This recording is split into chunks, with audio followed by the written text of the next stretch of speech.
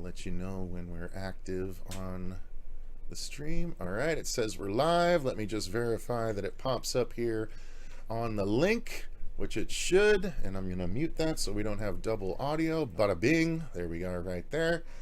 All right, so there we go. We are live. So here we go, and let's get this party started. I apologize that we're a bit later than I was anticipating, everyone. I had some family stuff that I had to handle, but welcome to the horror show. I'm Cecil Laird, and today I am very excited to be joined by a number of people from a very specific project, but even more than that, they are kin of mine in so much as we are all fans of the Fred. We are all big fans of the Nightmare on Elm Street franchise and Freddy Krueger specifically, and I have managed to wrangle three of the people associated with, not only associated with, but three of the driving creative forces behind Fredheads, the documentary, which has made a number of different splashes when it was first available and then when it became more widely available. And so I wanted to welcome everyone. First, let me start off. Let me make sure that everyone can see Diandra's name. So first I'm going to start off with Diandra Laser, who is here, and she was actually a part of Dylan's New Nightmare, so fans of the channel might already know Diandra. And so welcome to the channel, Diandra. We appreciate you coming on here. I'm so excited to be an official, on the channel, face thing, and people are not like, who is that?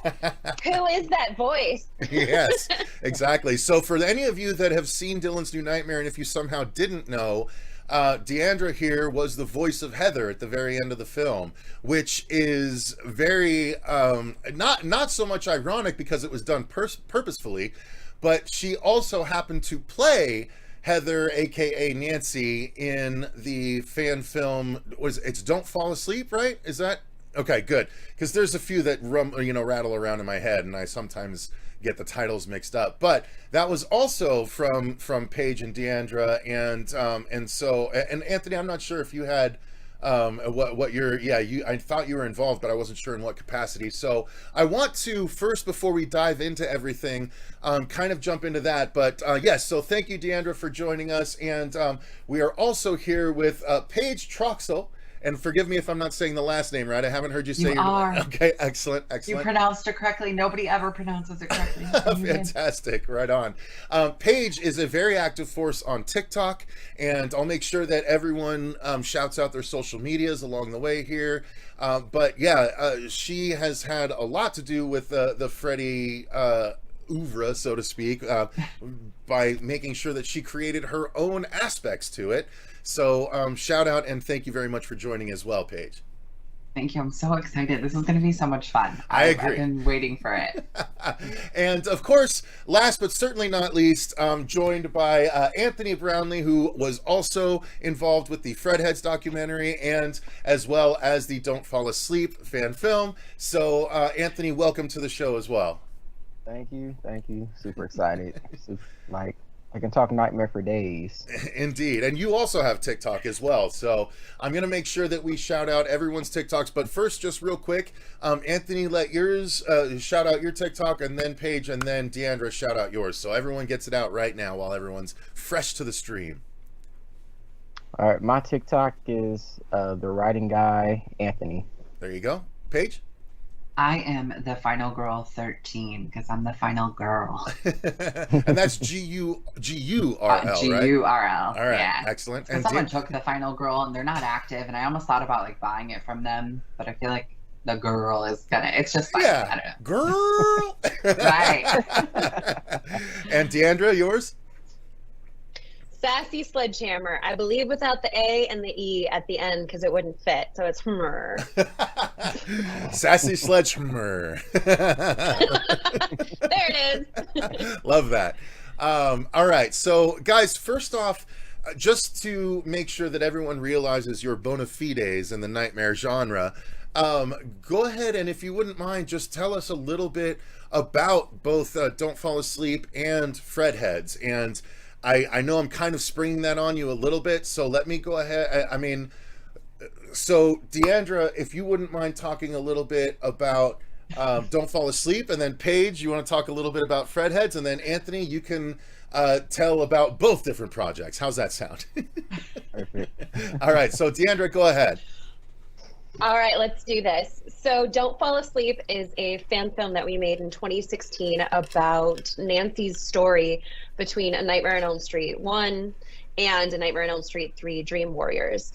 And it was kind of a mixture of, well, it was inspired by The Confession of Fred Krueger. We went to see it at Horror Hound in 2015 when there was the big Elm Street reunion, and our friend Nathan Thomas Milliner made that amazing fan film, and we were like, what if we made one about Nancy? But like, really. And then we just went location scouting in Columbus. We wrote the script back and forth.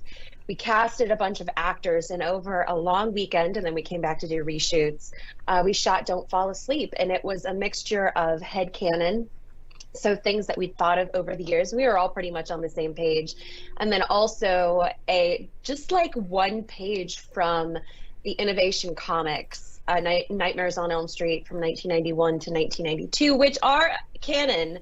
That Nancy just basically talks about what happened to her after the events of the first movie, going to college, all of that leading into the third movie, and then we kind of based it off of that. And we also had the distinct pleasure of having Heather Langenkamp herself narrate as Nancy from Beyond the Grave. So that was a real treat from us. It was the first time she technically returned as Nancy since Dream Warriors. So that was really, really special to us. And then we premiered it at Days of the Dead in Louisville. And we had a packed house, and it was so wonderful. We had Lito, who has worked on Never Sleep Again, and he has worked on Fredheads. Like, he's a friend of ours, and he scored it, and we had just a bunch of stuff that went into it. And we've had some people tell us that they watch the first movie, sometimes the second movie, or sometimes they'll just do like the first movie, Don't Fall Asleep, and then Dream Warriors, and it makes us feel all warm and fuzzy inside. So that was a lot of fun. Yeah, that's awesome, and well deserved too. It was a very well made film, and you particularly, when I first watched it, it was actually before I had approached you about the film and everything, and I was very taken aback by how well you actually portrayed Nancy. And so once we finally got there, it's funny too, because before I actually approached you, Vin, months prior, was like, yo, you should really reach out to this sassy sledgehammer girl, like she's really cool, really big into horror and stuff like that. And for whatever reason, I can't remember exactly why, I just didn't, like, I was so focused on other aspects of DNN that we hadn't even gotten to that point yet. And then once we got to the point of needing a Heather, I was like, well, shit, she was really good, and like she's very much into horror. And I was like, oh, she's actually Sassy Sledgehammer? Holy shit, okay, that's cool. That works out in a lot of different ways. And so yeah, that's how we arrived at bringing you on, and I'm so glad that we did, because you did a fantastic job, even in amongst a move that you were doing and stuff like that. So yeah, I appreciate you coming on board, and yeah, Don't Fall Asleep was awesome. So and then Paige, you had to do with that as well as Fredheads, right? So why don't you tell us a little bit about how you got involved with both, and tell us a little bit more about Fredheads. So, with Don't Fall Asleep, it was just a bunch of like friends running around having fun on a film set, and we realized that we wanted to do something bigger on like a bigger scale. And it was a trip to the DC area where we kind of were like, why don't we share our story? Like, why don't we know that, the Fredheads are so important to us, and we like go to these conventions and we hear like all their stories. So like, why don't we create a documentary about us? Like, why is there not one about our fandom? I saw another fandom documentary, and it was really good, and it just made me think like our community needed to be highlighted. And so we decided that weekend in DC that we were going to do it. And when we launched, it was amazing. We had a lot of community support, and we spent about 3.5 years, almost 4 years filming. We had some hiccups in the beginning, and then once we got like on like a clear path of where we were going, it was like things just kept happening. It was so great. And then when we were done, we like sent it to some friends. We showed it to like Phil Noble at like Fangoria and like got some notes and stuff from him. And some other friends in the industry who were like really great and kind and gave us stuff like Roman Cimenti from Scream Queen. Like they were so great. And so we took a lot of their notes, their feedback, we fine-tuned it. And then before we even like premiered it, we were getting like offers for distribution. And so it was like really wild. It was a really wild, fun, like crazy time because we were like, holy crap, nobody's even seen this yet. And like, here's what's happening. And so No pressure. No pressure, right? Like no pressure at all. And then we had a really great like festival premiere at Horror Hound Weekend in September, and it was amazing. Like it was amazing to connect with so many people, and I was so scared that a lot of people weren't going to get it. Like I felt like they thought it might be a little too like mushy, so to speak, and you know, because a lot of people are like, we want to look at collections and look at all that stuff. And I felt like people weren't gonna get it. And right away, from like the first laugh to like the last cry, I realized like, okay, like they get it. Like we did something cool. And so it was so much fun. And then we released it on Valentine's Day. And I credit TikTok a lot with this because they're it's such an amazing community there of like people and like really very supportive. And so when we launched pre-orders, we were #1 and we stayed #1 for 5 weeks in a row. Nice. And I just think that that's really cool that like a documentary in a horror space that was produced by 4 women with like no real help, like was #1 for 5 weeks. So it's been one of the highlights of my life, and getting a lot of reactions from people where they say how important it is to them. Like it's just very rewarding to do something and create something with your best friends that has meaning and impact now. It's like the greatest gift. That's awesome. And Don't Fall Asleep is on YouTube. Where can people watch Fredheads, just before we move on? So Fredheads, you can watch it for free. You can stream it on Tubi, or if you were like us and you like physical media, you can purchase it on Amazon. The DVD's on Amazon. Right on. Okay. And Anthony, you are a person that has been involved in both projects. So how did you get involved with both, and how did you even arrive at the place where you could get involved with both? Well, the 3 of us have been friends for years. We all met on Facebook. And at that point, I didn't really know anything about, Facebook and social media. And, so I was just kind of getting my feet wet. And I was just always throwing out, little horror flags. I had been out to California, so I would throw out the Nightmare House that I'd been there. And, other fans would, get those hits. And, then one day, this particular girl named Christy Lane really liked it, and I was like, huh. And I was like, that's really cool. And then I saw that she I said, that name seems really, really familiar to me. And I said, it's almost like Christy Carruthers and Heather Langenkamp combined. And I was like, huh, that's really strange. So I went to go check her page out, and I was like, she looks like Nancy Thompson. And then I'm just like, wait, then she's kind of called herself Nancy Thompson too? I said, that's incredible. I said, to her to be like, look like Nancy and to have the same name, and I had no idea about cosplay, had no idea about any of that. So that was a rude awakening for me, just like, oh, okay. So yeah, so that's how that reaction initially started. Okay. Then I learned her name was actually Diandra Laser. And then not too long after that, I met another person, Paige Troxel, who I realized when the 3 of us talked, we were all very much Nancy fans. And I've always been a Nancy fan ever since I was 5 years old, ever since I saw the first film. I mean, I love Freddy. I loved him as a villain. He's always been my favorite villain, but what always kept me coming back to the actual movie was Nancy Thompson. Mm-hmm. And so all of our conversations, we'd always just talk about Nightmare, always talk about Nancy, always talk about, the things we've, kind of always wanted to see with the series, like what we've done personally, the things we've collected, things like that. And it just, evolved into, a real friendship, even though we hadn't met, each other at that point. But in the this would have been the summer of 2011, the first Days of the Dead show.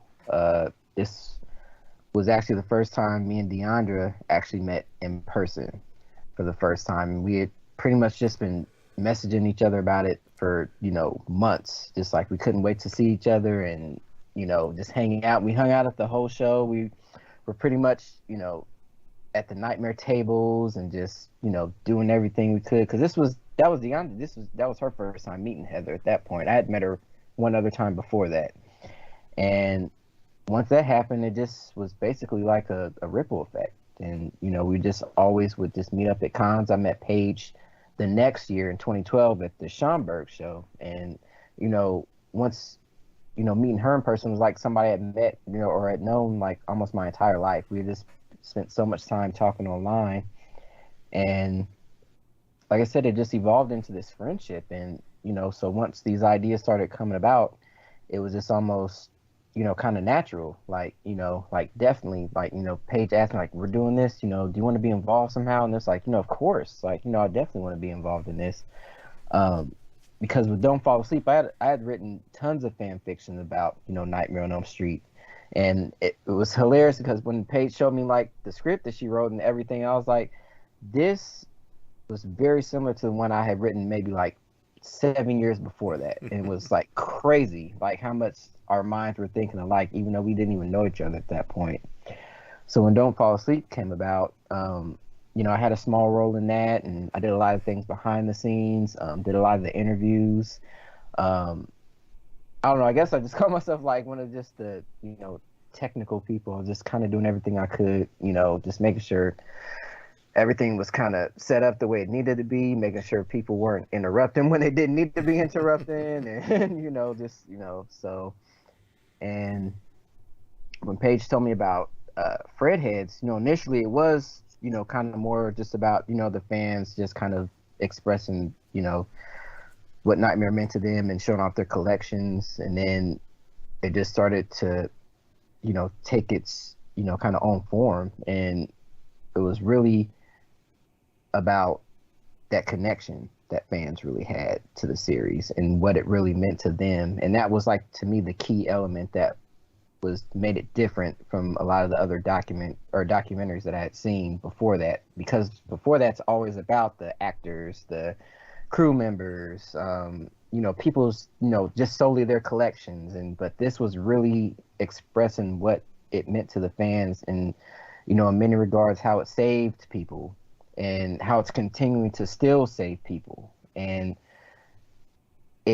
that's what really got me. And, just to be part of it and just to, tell my own story in it, that was a big thing for me because I've always been one that never really expressed too much. I always kept things pretty close to the vest, but, being so close with Paige and, Diandra and Kim and Jeremy, it was kind of natural to just kind of let that stuff out, and it felt safe. And, it came out, at the right time. So both projects were, huge learning experiences for me. I would say more so with Fredheads. Nice. Well, I mean, it struck a chord with me. I very much enjoyed it when I finally got to watch it, and I think it's a great piece of work that you guys should all be proud of. Both projects, quite frankly. So let's move into the meat and potatoes of this stream. I have a bunch of questions, all Freddy related, and who else better to discuss it than three Fredheads and a guy that loves the character tremendously. Which I do have a question regarding all of that towards the back end here. So let's just start off easy. Let's start with, what was everyone's first exposure to Freddy that they can remember, and why did that turn them into an early fan? Diandra, let's start with you. I actually feel like I am not 100% sure when I really had my first experience with Freddy. It's almost like he was just always there. When Heather says in New Nightmare that, every kid knows who Freddy is, he's like Santa Claus. That was it. I was not a horror fan growing up. I liked spooky things because my birthday's in October, but like Nightmare would sometimes be on TV, or around Halloween they would talk about Freddy Krueger, and it was just like he slowly got introduced into my life. And then I would have nightmares about him sometimes, but they were like totally not too scary. I was like, this is so interesting. And then when I was on a little trip with my family, I just had a really realistic dream with Freddy, and I woke up and was like, I think I'm gonna become a fan now. And just went home, rented Freddy's Dead, so it holds a special place in my heart, and then just made my way through all of the movies. And I was older, I was 14. It was the summer of 2007, I want to say. So yeah, it was definitely a very sudden thing for me and my fandom. But it was almost like it was just knowing about him that turned me into a fan, then went curiosity. Then I just fell in love with the character and everyone in the movies. And I watched them all out of order. And really, when I saw Nancy in the first movie, I was like, oh my gosh, she lives in Ohio, because I'd watched Freddy's Dead. It takes place in Ohio. She's got brown hair. She's a smart girl. Like, it's me on screen. This is so interesting. This is the first character I feel like reflects who I am. So it just kind of was history from there. Awesome. Yeah, no, that's great. That's actually, it's funny.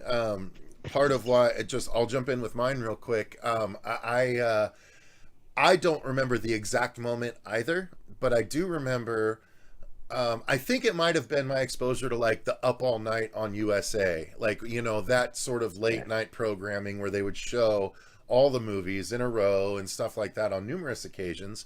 And, you know, be it Elvira or Gilbert Gottfried, I was never much of a Joe Bob guy, because I don't know if I think that was an East Coast thing, not a Southwest thing. But yeah, so like the Up All Night was my first exposure. And Freddy, I always gravitated towards, what I find in retrospect is I gravitated towards bad guys with personality. And so Freddy and Chucky were always my top two, and Freddy was always my number one. But my first movie that I saw, or my first Freddy movie I saw in the theater, and Paige, your recent TikTok brought back a whole wave of memories, was Freddy's Dead with the 3D glasses. And you actually pointed out in a recent TikTok that one of your favorite pieces of Freddy memorabilia are the actual 3D glasses.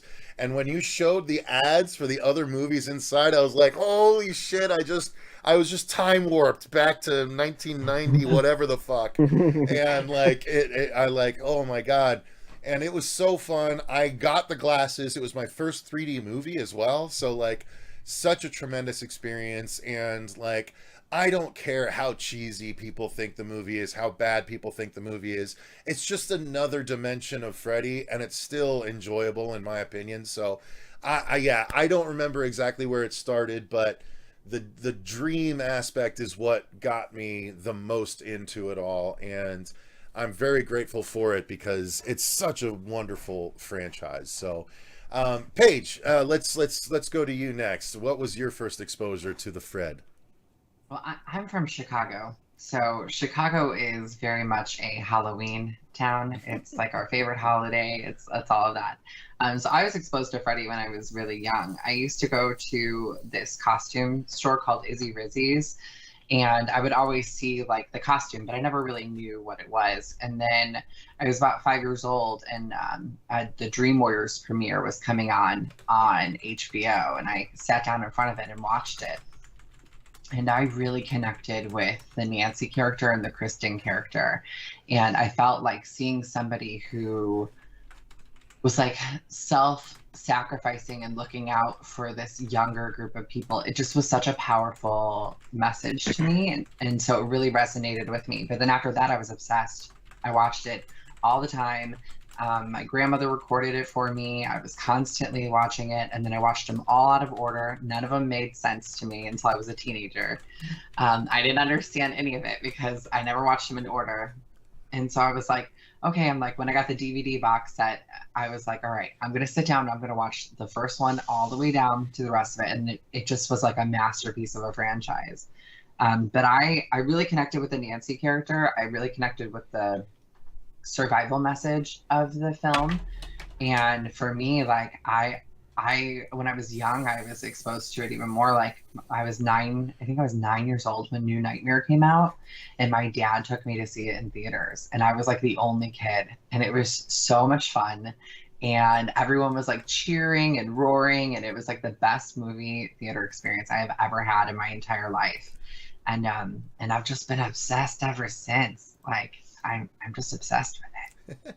Makes total sense. And yeah, you remind me that Nancy was indeed the first Kevin McAllister of Hollywood. She was Home Alone way before he was. So, you know that. Do you know how many people said that in our documentary? And we had a really funny thing about it, and our attorney made us take it out because it was deemed slander against the John Hughes estate. Bummer. And so I was like, come on. I was sending references. I was like, the Netflix show did it. This show did it. And she goes, I'm not putting my name on the line for this. She was like, it's slander against John Hughes. I'm like, okay. Yeah. Someone said they need to cut Heather Langenkamp a check, that like they stole it from it. Like it was hilarious. It was really funny. But so many fans feel this way. Yeah, it's true. It's true. So Anthony, what was your first exposure to the Krug? I'm just gonna get more and more absurd with his name. My first exposure was at the age of 5. I was at my aunt's house, and 3 of my cousins, we were all, bored, and she decided to turn a movie on, which was recorded off of HBO, and I want to say it was, back in the 80s when it was recorded, because when I saw it, this would have been about 91, and just that opening scene with just his feet moving in the boiler room, and you just hear that raspy breathing of his, and then he starts to make his vice, and then just that opening of that nightmare shot coming in, it was just kind of like, whoa, it's like, I think if I remember right, me and my cousin, we realized it was Freddy because at that point images of Freddy had been around, obviously the glove and, things like that. So when we saw the gloves, like, oh, this is Freddy Krueger, and watching that at age 5, it really did something to me. I was completely terrified. Like that film terrified me to my core. No other horror movie has done what Nightmare did for me at that stage of my life. Especially the alley scene. The alley scene is what gets me. Even to this day, I'll still get creeped out by the alley scene. Like, I'm pretty desensitized to horror now. I've been watching it for so many years. But when I randomly have nightmares and it's about a Nightmare on Elm Street, it's always some type of variation of the alley scene every single time. It's never like failed. And when the kids come on and at that stage, you don't know who the survivor is or who they're leaning more towards. I think at that point I thought it was Tina because we had just seen her the most, at that age. So I'm just thinking like, oh, okay, so she's gonna, kind of be like the hero. And then, she dies, really early, and then, everything shifts to Nancy, and I just became so fascinated with her, just watching her growth and, her realizing that, something isn't right and taking the steps to try to figure it out. Glenn comes over and, she says, watch me while I go to sleep, and we just watch her, walk to the jail, watch Freddy attack Rod, and then he attacks her, and then, just I was like enthralled, it's kind of one of those, just kind of up at the TV going like, what's going to happen next type of thing. And I just kept saying, man, I hope the girl with the brown hair survives. I kept telling this to my cousin. For some reason, I just didn't like pick up on her name, and they was just like, the girl with the brown hair, I like her. I really like her a lot. And just watching her from start to finish, and watching her go after Freddy, even at that early stage, like to me, that was so, profound. This is a young girl going after a monster. She's not waiting for the monster to come to her. She went directly after him and literally calling him out. And that set a pretty high standard for me at that young age. So when I saw other horror movies with other final girls, it was like, you guys are good, but Nancy Thompson is like hardcore. horror. Dude, you nailed it. Like I was gonna say, you were leading me into it, and then you just hit on it. Like, if there's any of us that disagree with this, I'd be damn well surprised. But Nancy is easily the best final girl in horror. Like, I mean, straight up, there's just no argument to it. She's not a victim just waiting to be gotten. She mounts a defense. She learns about her enemy. Like, it's fucking amazing, and it's Nancy is a better representation of feminine strength than so many things that we've even gotten in the 30 years since. Wait, is it 40 years now? Fuck, it's 40 years now. God damn it. Anyway, sorry. Yeah, not to get on a thing there, but I obviously Paige and Diandra speak up. I mean, if you feel. I think the thing with Nancy that a lot of people resonate with is that she was the first. Like, she was the first final girl who proactively went after the bad guy. Like, there was not that before her. So she's the one who set that standard. And I don't think that she gets her flowers, so to speak. I don't think that she gets enough recognition in the horror community for it. I know that, like, obviously everyone loves Nancy Thompson. We know she's one of the big top final girls. But a lot of people, for me, what I have noticed, especially with doing that's my whole thing on TikTok, is the final girls. And so it's about this genre. And so what a lot of people think is when they think of the final girl, the first person that they think of typically is Laurie Strode. But what they're not realizing is that they're thinking of a scream queen, because they're thinking of Jamie Lee Curtis. And so she's been in so many horror films. She's got such a huge catalog, and she has earned that title as the #1 scream queen, no doubt. But what they're not realizing is they're convoluting the two terms. And so the scream queen, yes, that goes to Jamie Lee Curtis. But when it comes to the final girl who set the standards of really what a final girl should be, it's Nancy Thompson. Because if you look at the playbook after that, it's all based on how Nancy Thompson was. Even Sidney Prescott, we say Sidney's the GOAT. She's the greatest of all time, right? And that's because she's the culmination of all of the final girls before her. And it started with Nancy. It's that smart quality that I don't want to trip and fall and play the dumb girl who takes the victim, because that's not who we are. Mm-hmm. And so that's why she's just so important and so representative, and even more so in today than 40 years ago. Mm-hmm. Now, that's why she's my favorite. And I often feel like people tend to go toward Jamie Lee Curtis because she did get so famous outside of just horror. And so they're like, oh, she's coming back. She's coming back. We're so excited. But they're not excited necessarily because Laurie Strode is so great. Yes, she did make it all the way through. And I've been through so many arguments with people about this, which I believe is the result, because she came back, of Jamie Lee Curtis got so famous on her own that she came back, and that's kind of how they were able to boost Halloween, was off of Jamie Lee Curtis's fame. And that's why it's kind of in there, this idea that she's so great. But realistically, even Jamie has said that Laurie Strode is just a survivor. She's screaming, she's just trying to make it through. Nancy she said, I'm into survival, but her survival wasn't just, I hope I make it through the night. It was like, all right, how am I going to kick this guy's butt? Mm-hmm. How am I going to defeat him? How am I going to protect the people around me? What else can I do? Because then in Nancy's life, beyond that, she went on to then, I'm going to go study. I'm going to see what else I could do. I'm going to learn about these kids. I'm going to be what their parents and what the other people weren't for me. I'm going to be for these kids. And that's what she became in Dream Warriors. And then her story goes on, which I wish they would have kept this in from the original script. But I still think that light at the end in part 3 is Nancy in the house with the Malaysian dream doll and Neil sleeping there. I think it is a nod to what was in the original script, which was that Nancy is in the beautiful dream, which then went on to be in the canon comics. And she basically becomes the good equal to Freddy's nightmare realm. And Sydney as well, she's survived, but you know what? She's the one that they're after, but she's not the only final girl. Mm-hmm. Gail has been in all of them as well. So there's more than one final girl in Scream, realistically. True. And Sydney is not the only one. So she's very, very fierce, but she has this group of people who have always fought with her. And Nancy many times was alone, or she had to lead a group.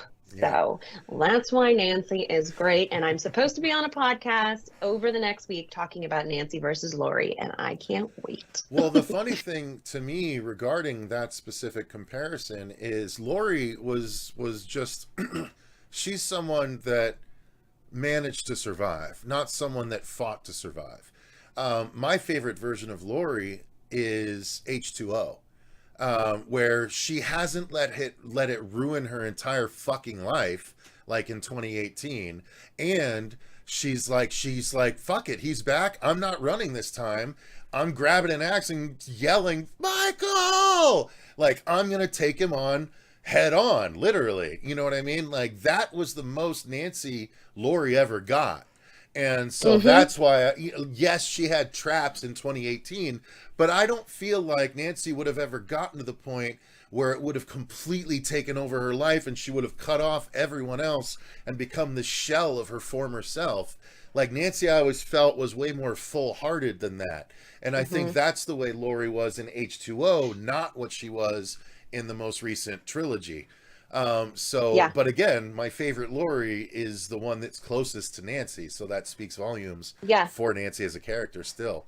I'm the same way. I always say that Laurie in the Blumhouse trilogy and basically H2O is the Nancy Thompson version of Laurie Strode, because that's not who she was. And I saw somebody in the comments say Alice is great too. Alice is. One of the reasons that I love Nancy, though, is that Nancy is just a regular girl. Alice managed to get all of these different dream powers and everything, which I love Alice. You know, I have a special relationship with Lisa Wilcox, and Alice, even before I watched Nancy, I loved Alice. But she had all these different dream powers, and that really, really helped her. But also in the second movie, the reason that she survived is because Jacob interfered with his powers, as well as Amanda did. Amanda even said, Alice is not going to survive. Yep. And Yvonne. I mean, they were all there. Yeah, like, they were all there. Yvonne is the final girl of part 5. And a lot of people don't realize that. Yeah, they were all there helping Alice. They saved Alice's life. Nancy... she did not have that. They were the Dream Warriors were there, but I also like to say it was shoddy writing, because in the first movie she was like, I know you're there, and then the next one she's like, oh my god, it's just done. Yeah. Okay, great. No. I like to look at it with her as, like, if you look at it on the end in her funeral, how he says, those who live by the sword shall die by the sword. Like, Nancy threw herself in front of the sword to save these people.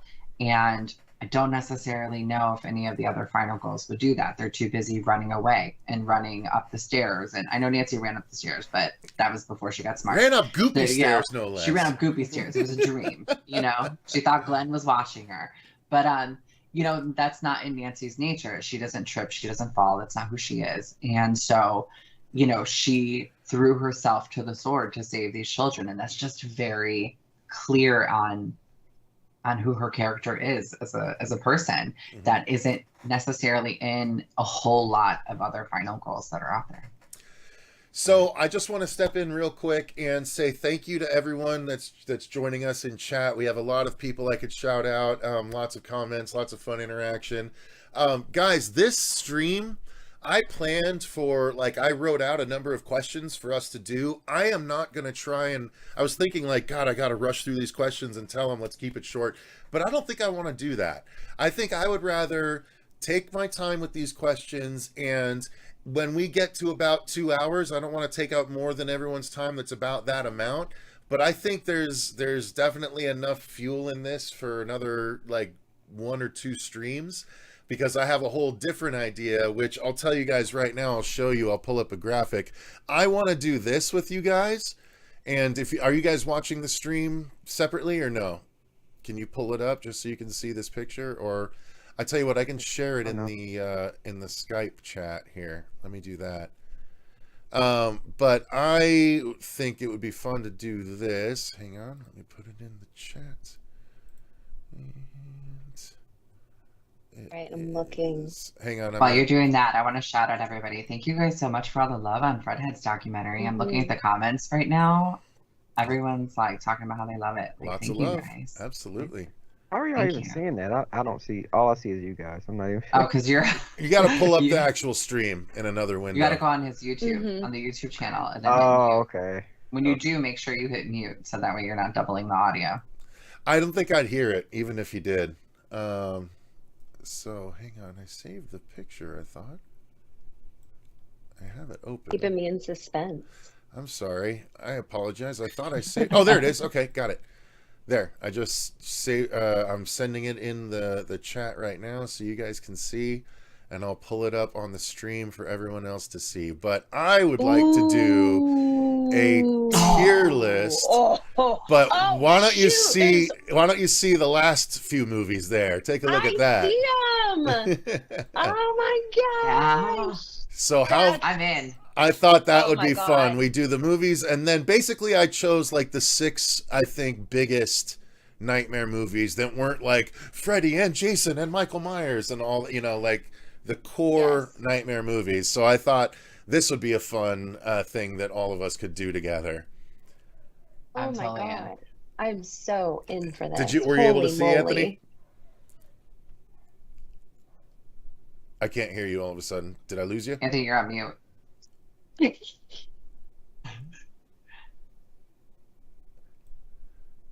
Sorry, yes. I was There just- you go. I scrolled over there just to look at it, and then I was like, but yeah, I kept it on mute because I didn't want to like double the audio. Oh, no, you're good. There's no audio doubling. I got it worked out. But yeah, would you be down to do a tier list with us? You're muted again. Shoot, sorry, Poor absolutely. I keep doing. He's our grandpa. Oh wow, grandpa. Oh no. All that gray in that beard. Hey, That's dude, not I can't say anything. Yeah, I got more than you. Oh, that's my Nancy streak. Don't. There you go. It is. It's not in my hair. It's in the beard. I love that. All right, so you'd be down to do that then, Anthony? Absolutely. All right, cool. So we can do that as one of, I thought that would be part 3, because basically I'm about to ask question number 2 out of 14. So, but as long as we're all having fun, I'm good on time. I'll fill. I'm good on We'll time. fill this because I don't want to. I know everyone had around like a 2-hour limit, so I don't want to step on anyone's toes. So here we go. Question number 2. Very very simply, what are your top 3 nightmare films and why those? Let's go. Can I speak for everyone? Oh, I mean, you can try. I think she might have it. The Nancy saga? Is that okay? Really? Okay. Yeah, Is it that yeah. simple? Yeah. Yeah. Wow. Mine actually goes 173, but it's always the Nancy saga. Okay. No matter. 713. Wow. Okay. Yeah. 731 for me. Okay. That's okay. You know what? That's fair. If I had to buckle down and say, I would say it used to be 371, but now it's 731. Yeah, because honestly, doing Dylan's New Nightmare just really made me hyper focus on how much I love Wes Craven's New Nightmare. I mean, outside of the craftsmanship of it, it was also the only horror movie my dad ever went with me to go see. So it holds a special place in my heart for a number of different reasons. And yeah, I mean, Heather, I growing up, I actually enjoyed Alice more than Heather, but that was before New Nightmare came out. And like, I really appreciated Heather as both Heather and Nancy, which is why if we get to go further with Dylan's New Nightmare, there's an aspect of both involved in the story. And I'm very excited about the prospect of that.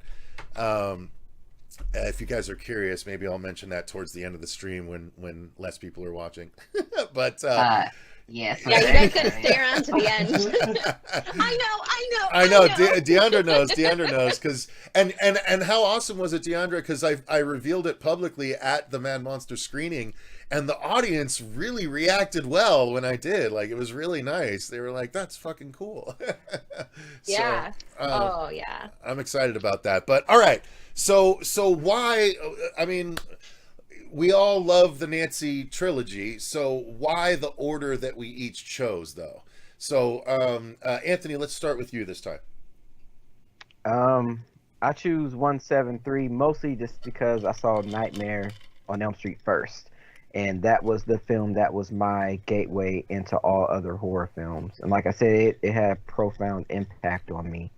Like that film just scared me to my core. Because I actually ended up being a huge Joe Bob person, so with Monster Vision, so like that led me to that, and other horror films, and really I love the '80s feel. But actually, I always, when people ask me and they ask me what my favorite movie is, I actually always tell them it's A Nightmare on Elm Street and Wes Craven's New Nightmare. I say technically they're both my favorite films of all time. Because with those, you can't have one without the other. Because obviously part one was the foundation, and just to see, because I always look at, even though it's Heather and New Nightmare, I always still look at it as Nancy, because we are just now seeing her, Heather, the moment the film starts, and clearly she's not the same person that she was the day before all this started, because everything is happening now, and I feel like it's like that split, right? It's Heather and Nancy kind of, and the Nancy side is taking over, and that's why she's a little bit more suspicious about things, or on guard, like something's not feeling right. It's very Nancy-esque. And so, and just watching her through that entire film, to me, it's just Nancy coming out with basically the memories of Heather Langenkamp. That's how I've always looked at it. And with part three, I'm actually a huge fan of the original script. Obviously not completely everything, because that was a very, very ambitious script that Wes and Bruce Wagner wrote with part three. But what I really loved about that original script was the darkness of it, and I really loved who Nancy was in that original script. Obviously I love what we do have now. I love that, she came back. She was actually more of like a mother figure, but she still had that Nancy, from the original in her, that, was able to lead the kids, the new generation of kids. And, like you were saying before, how she kind of made the ultimate sacrifice. I would have preferred it if it was the original ending sacrifice that Wes wrote, where she wasn't fooled by Freddy's glamour and she knew it was him. And, basically her and Freddy fight to the death. I felt that would have been more of a fitting, if she had to go, I felt like that would have been more of a fitting in to Nancy, well, I guess, in, as we knew her, in her real life. And then, she ultimately became the Guardian. But I really loved her role in that, and just how she became, because it was like her chance to be a mother in a sense, Nancy, not having her own children, but that's what she, ultimately became. And then ultimately she was resurrected in New Nightmare. That's what I always say. Once Heather said, "I love you too, Daddy," Nancy Thompson resurrected in the fictional world. That's how I've always said it. And that's why I love the order and the way it comes. Let me just step in real quick and say, Confused Reviews is kind of killing me in the chat. He said Fredheads would be a great XXX parody title. He's not wrong. But I'm sitting here dying of laughter, like looking over and glancing at them, and he's like, "I'll ask it." He's like, "Get me on. I'll ask the real hard questions." Luke, Confused Reviews is amazing. He has his own Love YouTube it. channel where he does animate. He has his own character that he animates. It's an animated review of movies and stuff. He puts tons of time and effort into it. But his review of the Nightmare series specifically, he actually has a Freddy costume that he puts on to kind of guide the review along the way. But his Freddy versus Jason review is like pinnacle YouTube like quality. Luke is a very talented dude. Like I almost said kid, because he was a kid when I first started watching him. But now he's a full-fledged boy. But I actually we've talked about starting a regular show, and I very much want to do it, because the last time he was on for our competition show, elevator pitch. It was such a fun stream, and we actually have an idea for a show that I want to do and everything. So hopefully he's still down.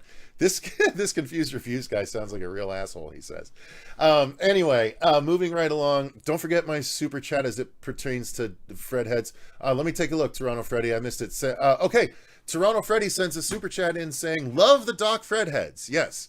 Toronto Freddy giving it a proper shout out. Toronto Freddy, by the way, I am currently editing down the Dave McRae head casting session, and Toronto Freddy got a couple questions in, and because I want to put that as a special feature on the Blu-ray. By the way, also Diandra did a fantastic special about the premiere of Dylan's New Nightmare at Mad Monster that I believe is also going to be able to fit on the Blu-ray as well, and she gave us permission to put that on there. So you'll see some of Diandra's work on the Dylan's New Nightmare Blu-ray, and it was a really great fucking special, so I'm excited for more people to see that. All right, so let's move on to why. So Paige, you go next. Why your order?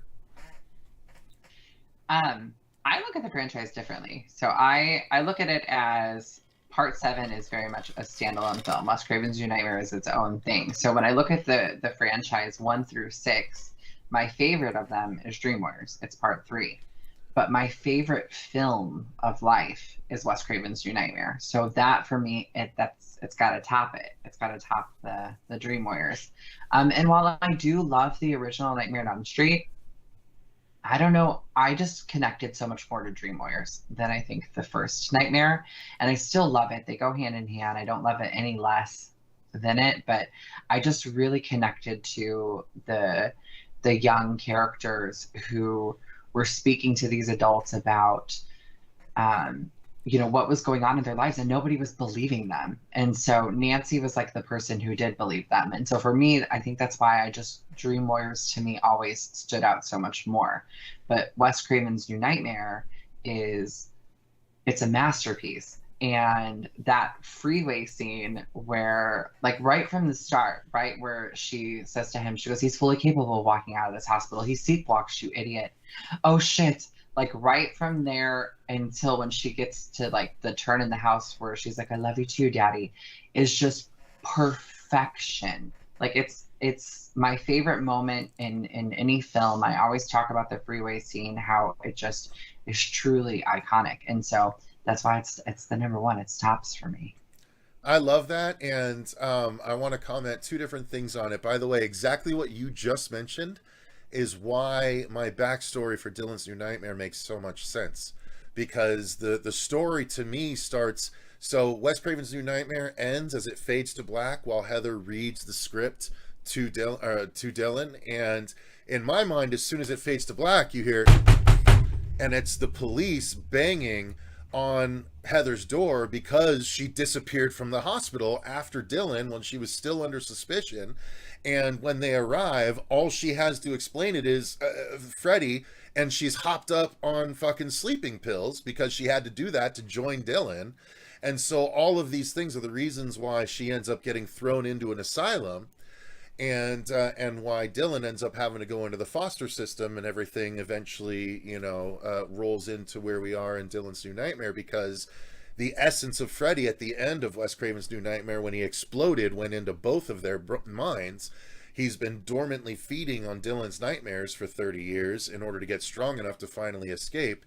And in the meantime with Heather, he's been whispering in her ear, calling her Nancy and confusing her. So now she's in the asylum. She doesn't know if she's Heather, if she's Nancy. She's completely confused. She sees visions of Rod and Tina and God, in a perfect world, Glenn, if we were to actually be able to film this shit, you know what I mean? And where do we fund this? Because I'm telling this you, is what needs to happen. That's what I'm saying. So that's what I was going to do. So the Dylan's New Nightmare ends with her calling Dylan, and the next part, in a perfect world, was going to be called Heather's New Nightmare, and it was going to tell her story from Wes Craven's New Nightmare, where I was going to have Diandra play that version of her, and then have and show a progression over time while she's in the asylum, dealing with all of this, having these visions, and Freddy's still tormenting her in the mind. And eventually it ends with her getting a clear enough mind to make the call that happens at the ends of Dylan's New Nightmare. Because Freddy comes out of Dylan, which is why her brain clears long enough for her to make the call at the end of the movie. So, like, that's my headcanon for everything, and if it ever works out, wonderful, but, you know, that there's a lot we would need to line up in order for that to actually happen at this point, which is why I don't mind touching on that story again, but that's what I would like to happen going forward, and then they would basically team up to take down Freddy, and I won't say more than that on that front. Yeah, don't reveal your story. No, that's just the next step. If we, in a perfect world, if we could do that, that would be tough to do. But Dylan's Nightmare is definitely it's the best fan film. Oh, sorry, I didn't mean to cut you off, Anthony. Sorry. No, you're good. I was just saying, like, you're definitely like channeling Wes with that idea. Like, that's very Wes Craven. Like, to take it to another level, to not make it, you know, the typical standard, like, oh, everything was good, and like, okay, now we've been living this happy life, and now everything starts up. It's like, no, it's been this slow decline, you know, this whole time. You know, that's very Wes Craven to me. Well, that's and they set up Heather being worried about going into an asylum in New Nightmare. She talks about her close family member, and she's worried that she's going to go crazy too. And so it is kind of a natural progression of that story, with allowing for like a final confrontation appearance. Again, you guys, I'll tell you the rest of my story, because it involves like bringing Robert in as the confidant one more time kind of thing, and it's a really awesome story, but it's a perfect world situation. But at the same time, I was told that a key player said we should pitch this to the right people, and if that's the case, then there's something to be at least possibly optimistic about. But anyway, was this key player the same one who saw it? Yes. But like in a different. Okay. Yeah, you know who I'm talking about. You had the conversation. Yeah, I mean that information might have come from someone on this panel. I know. But nonetheless, it's exciting information. You know, again, there's an interesting circumstance happening in Phoenix at the end of July, where the Days of the Dead festival is coming to Phoenix, and both Heather and Miko are going to be guests here. And so for the first time, I'll be able to be face to face with Heather since starting this entire thing 5 years ago. It'll be the first time I'll have been able to see her and meet her and talk to her. So it's going to be hopefully an interesting situation. But anyway, Diandra, we're still at question number 2. Why your order? So I do sometimes go back and forth, because I'm going to talk about New Nightmare, because I am such a New Nightmare fan. But I put the first one because Nancy is in her pajamas, which are so iconic to her. She's fighting. She's putting together the booby traps. It's really the very beginning. We see her transformation. And so that's like really, really important to me. And I absolutely love it.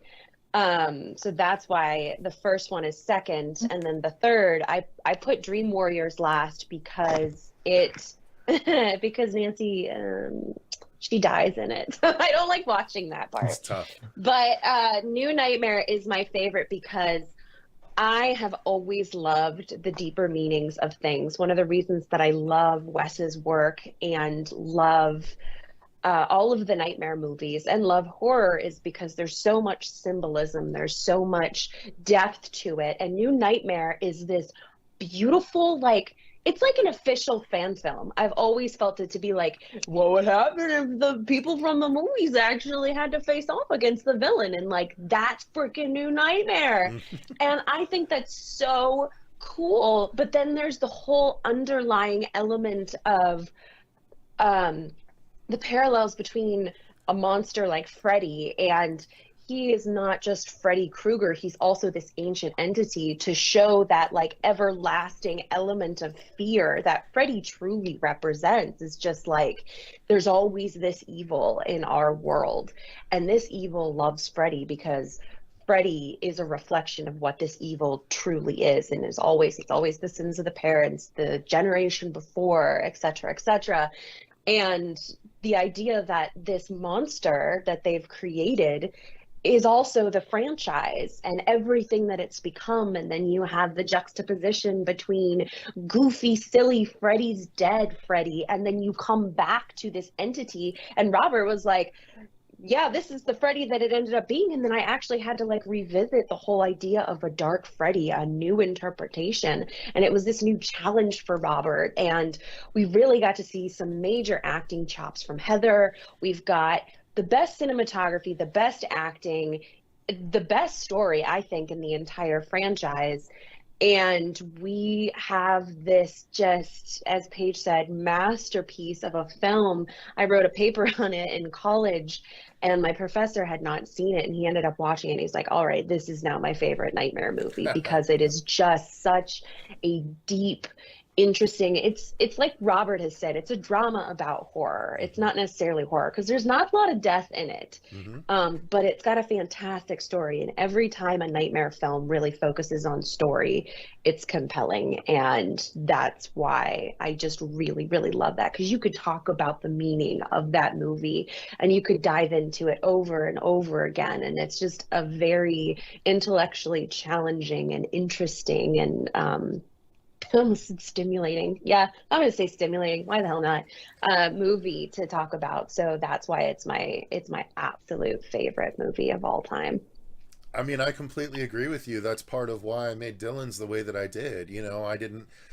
It wasn't meant to be, you know, a flashy slasher movie. It was meant to be a drama with horror elements, just like the original movie. And I luckily, you know, I've had lots of comments saying it felt that way, including from, you know, the executive producer of the entire Nightmare franchise except for part 6. You know, it's really awesome that Sarah Risher loves the film. I got to sit in the room and watch it while she watched it with her son, who made the whole thing happen. And I did a Q&A with both of them after the film, and she loved it, and she thought it was right in line with what Wes was doing. And at one point, Nick mentioned, he's like, you know, you really would have made Wes proud with this. And like, that's what I was hoping to do, was honor Wes and honor Heather and honor everyone that made that original film. And, you know, thank God Miko was willing to come on board and lend his expertise and his character. And God, I'm so appreciative that everyone understood that that's what we were going for. Like, that's why there's not the big confrontation at the end of the film. It's the emotional punch that I was going for at the end, instead of the flashy, you know, Freddy ha ha ha punch. You know what I mean? Because I feel like I think not a lot of people get that either. Yeah, because I remember looking at some of the comments and they were like, "Whoa, that's it," and I'm like, yeah, what else do you expect? Like, that was such a good ending. You're like, I want more. Wow, we've been talking about Heather this whole time. It's so great. And the fact that just the way you put it together, and loving New Nightmare like I do, like, you did do such a fantastic job of continuing that story, of making it more of a story than just, you know, hey, we want to see Freddy, because that's not at all what New Nightmare was about. In fact, that's anti-New Nightmare. I appreciate that. It was brilliant. Like, I'm just gonna say it. It was brilliant. It is. We're friends with all the people who had made fan films, so I can say this safely. It is the best of the Nightmare fan films. It is like the gold standard of films. I have watched it so many times. I feel like it just, not only would like Wes be proud, I feel like if this is put in front of the right person, I feel like this might be something that they're looking to do to move the franchise forward. Like, that's what I'm trying to like say, is I think that they're so lost and confused on what to do that this would flip the entire thing on its head, because everyone wants the Springwood slasher. Like, that's the go-to. That's the, okay, let's do Springwood slasher. But like, nobody is talking about playing off of Wes's greatest film of his entire career, which is Wes Craven's New Nightmare. And what you have done is you have honored him in a way that continues the storyline and makes you think like, wow, I never thought about what happens next, you know, or the emotionality of like Miko's performance. Miko gives like such a very deep and traumatic and hauntingly sad performance in this. Like you can tell he was a traumatized child. Like that's what it is that Dylan he was so traumatized, and it comes through in his acting.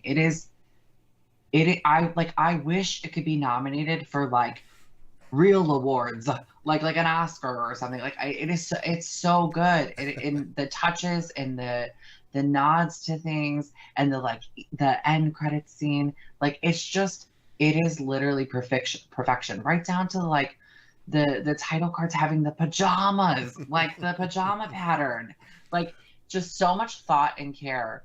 And this is why I say that like fans need to be funded, because to me, and I haven't talked about this on TikTok yet, so don't either of the three of you steal this idea. This is my TikTok I'm doing, okay? No, I'm kidding. I'm just kidding. But No, go ahead. Okay, listen. I'm recording right now. My thought process on this is that like every sequel or every reboot is just a highly budgeted fan film, because the original is the source material. And so when you look at this, being the writer and director of a popular fan film, like I hope it doesn't do a disservice what I'm saying, but I just don't feel like yours is a fan film. Like I don't feel like it should qualify as that. And that is the difference. And that is what you hope for and achieve for. It's inspiring. After we watched yours, I text these two. We have a group chat for our company, and I was like, I want to make another film. I was like, I'm so ready. That's like, awesome. It's just so good. It's so good. I appreciate that, and that's one of the highest compliments that I can receive from a fellow group of creatives, because you know, like that's all I wanted to do was honor the franchise, and not like I'm the kind of person that's like, if I'm going to do something, I'm going to do it right. I'm going to wait until I'm in a position to do it right with the right amount of money and not like half-ass it. Because if it's going to be half-assed, it's not going to be impactful for people. And it's like, we raised a bunch of money for this film and we used all of it for the film. So much so that I'm having to supplement paying for the perks myself, because I wanted to leave all of it on screen. And I think we were able to do that, and we know that too well. You're right, you get it. So I'm glad we were able to do it. And honestly, that's why I was excited to share it with you three in specific. Diandra obviously had an inside track on everything, so I shared everything with her a little bit more regularly. But Anthony, I wanted to make sure and get his opinion on it when it first came available, so I reached out to him and shared it with him. And then Paige, seeing your TikTok in specific, not to downplay your other two's reaction, because I was deeply grateful for your kind words about it, but Paige, it seemed like, had like an actual visceral emotional reaction to it, and like recorded a little TikTok right afterwards, and it meant so much to me.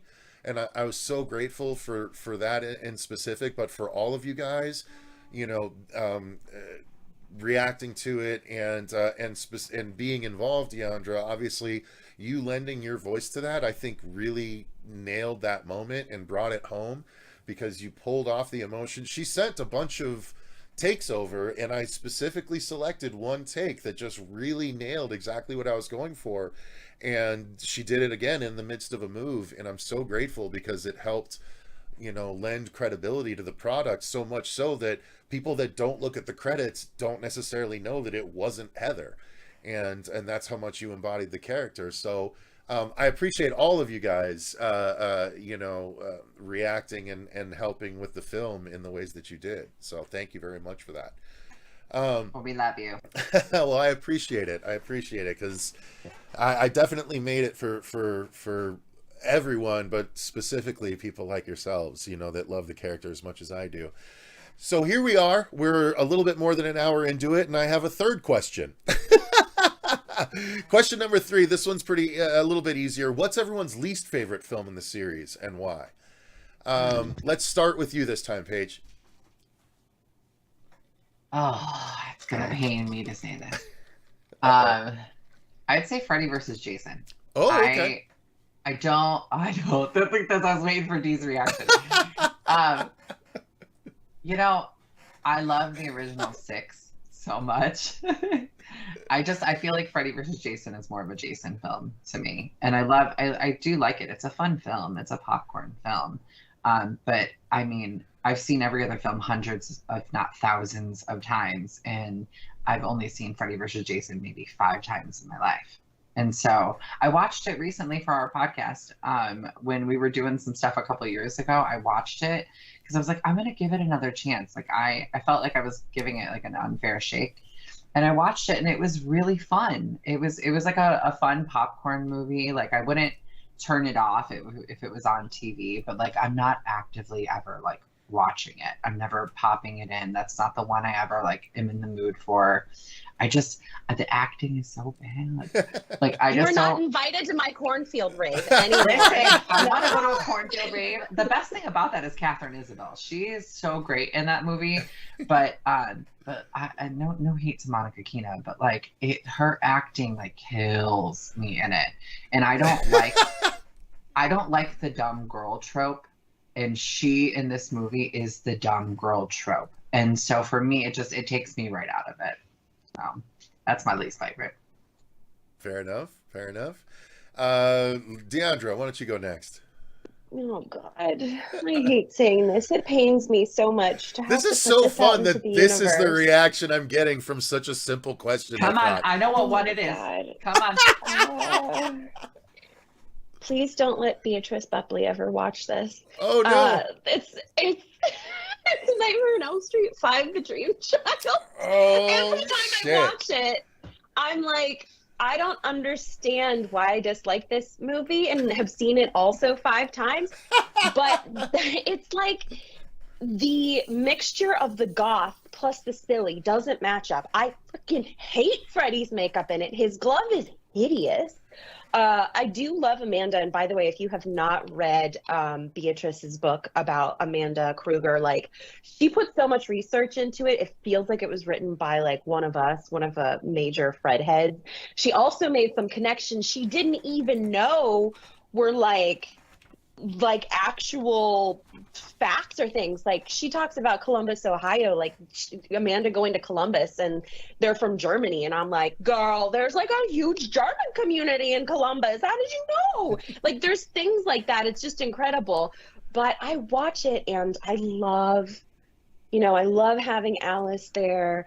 Dan's death scares the out of me more than anything else. But the baby Freddy is just too ugly, and Jacob with the makeup, I hate it. Yeah. I cannot. Yvonne is awesome. There's just a great little another group of people. Greta is hilarious. I love Greta.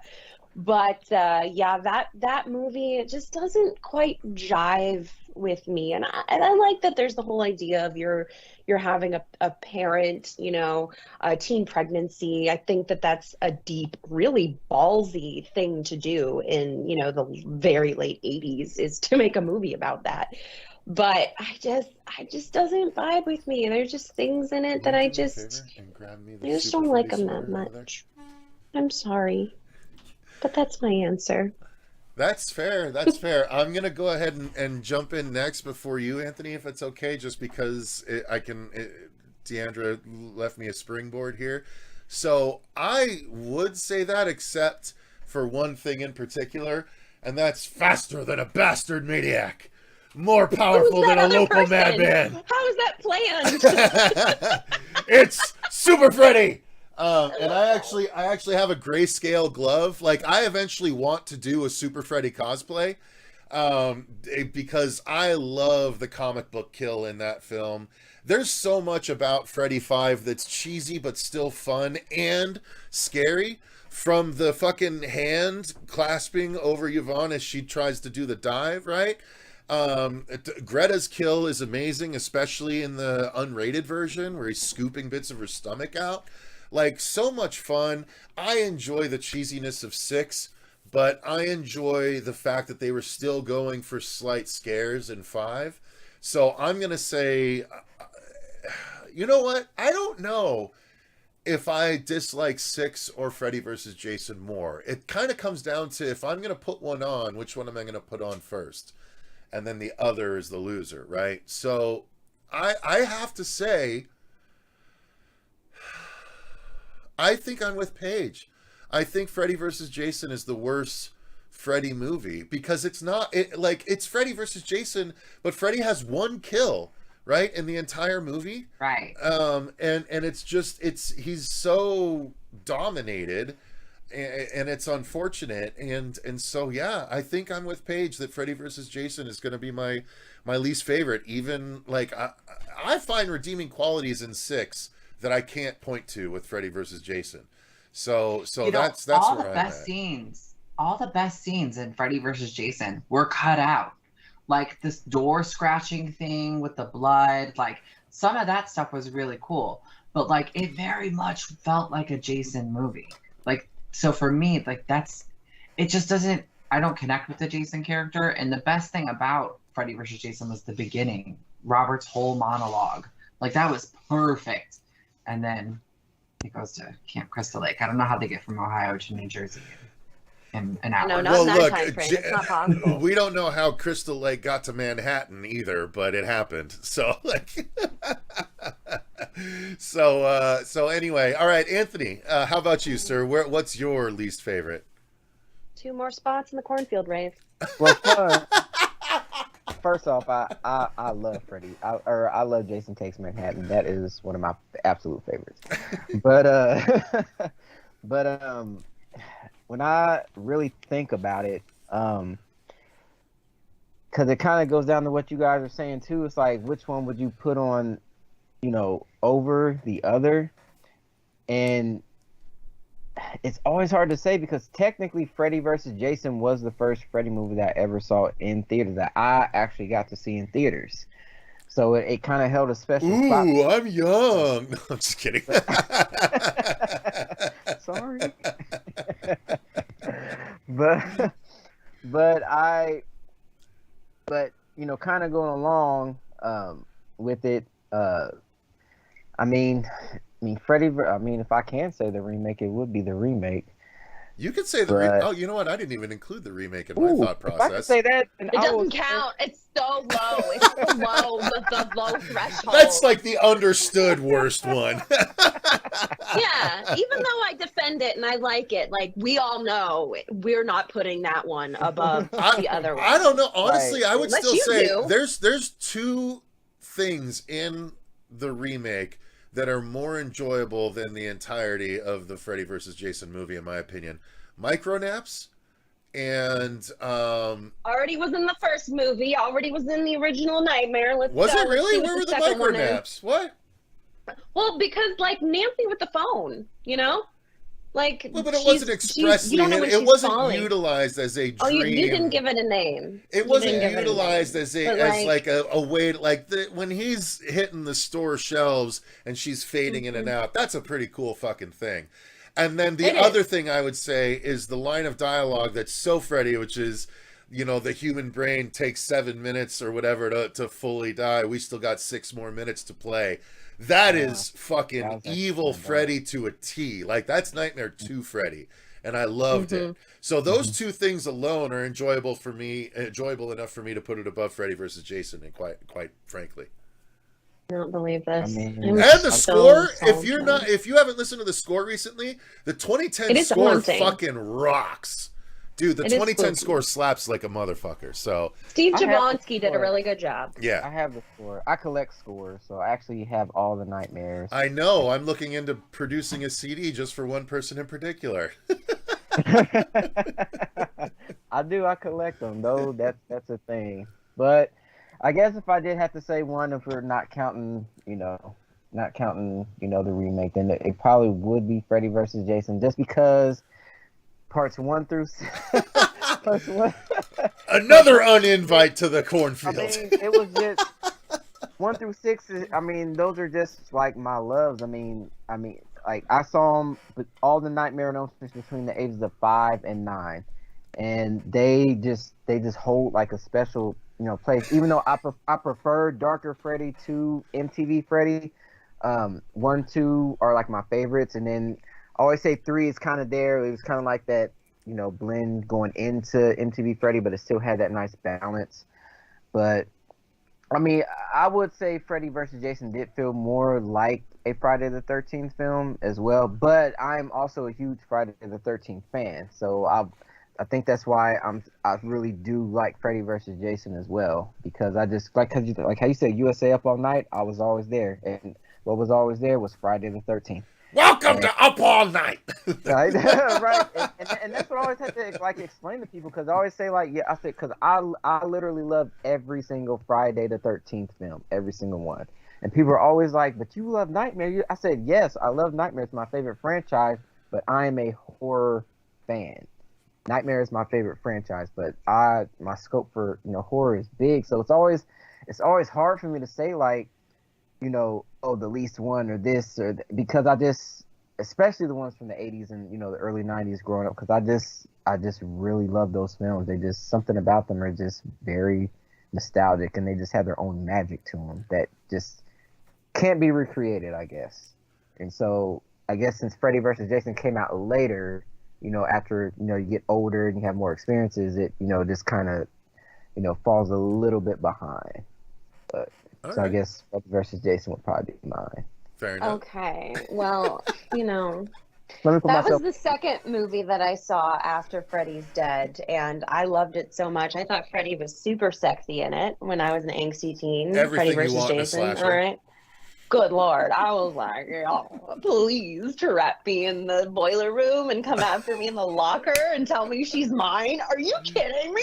I just see if Diandra that over and over again. If Diandra is actually Nancy, I can picture her in the dream going,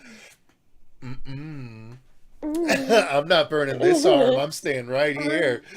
Yeah, girl. And then he'd be like, "Oh, okay, I'm He'd be gonna like, go "Oh." somewhere," and I'd be like, "Come back." You're a freak.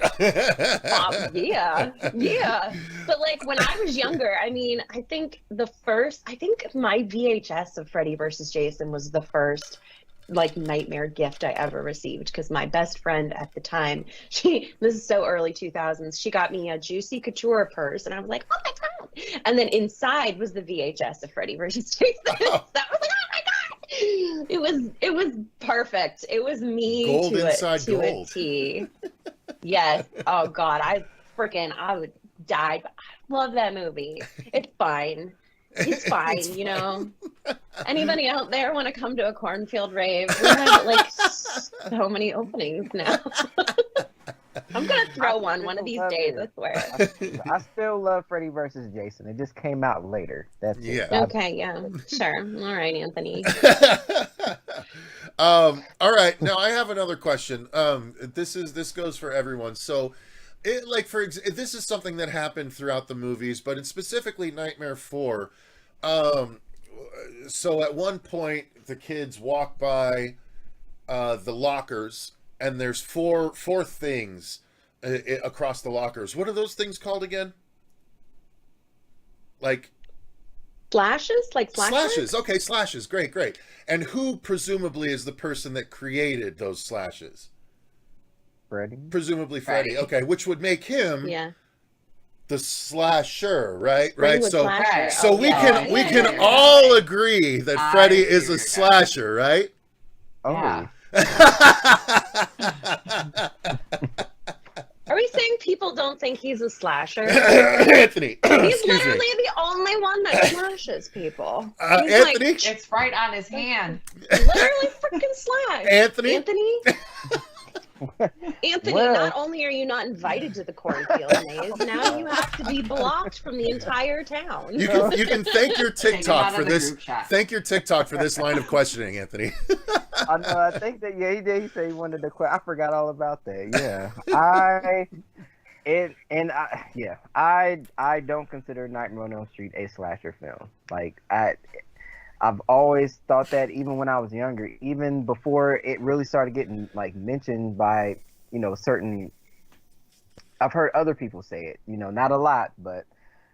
And for me, it was just, I don't know if it's because I saw it so young. I didn't and I start, afterwards when I start seeing the Fridays and the Halloweens and all the '80s obscure, it didn't feel the same for me. Like I'm like, yeah, these are people who are going after these. It's always these young girls, and like they're always in these precarious situations, and they get real quick get a throat slash or get a stab, and Nightmare didn't feel like that for me. It felt more direct. It felt more with a purpose, and since I don't consider it a slasher movie, I just consider it a fantasy horror film, because there's so much more you can do with a fantasy horror film than just simply saying it's a slasher. Like, I consider Halloween a slasher. I consider Friday the 13th slasher films. But Freddy's up here. And that takes on a whole new level for me when it comes to, when you're talking about, death and situations and what people are going through. Like one example I always love to use for that comes from Nightmare 3. So we open up and Kristen's making the Nightmare house. And Elaine comes in and she's like, you're crazy, you're gonna wake up the whole neighborhood. And she's just, blasting her music, and Elaine's very dismissive and not really listening to what Kristen yeah, right, what Kristen has to say, and it's just kind of like, like, wow, like, it's kind of sad, because I'm sure a lot of teenagers, especially at that time, could understand that. But then later, when Freddy's kind of tricking the kids, and she kind of is back in that same situation, and she thinks that she just literally had like the worst nightmare of her entire life, and this time Elaine's very more nurturing and very interested in what her daughter's saying, and that's something that Freddy's in there, and he knows what's going on between Kristen and her mom, so he was able to use that and spin it and have her thinking like, okay, like my mom is like, really being, really nice to me, and she's really understanding. And then all of a sudden he comes and takes it away.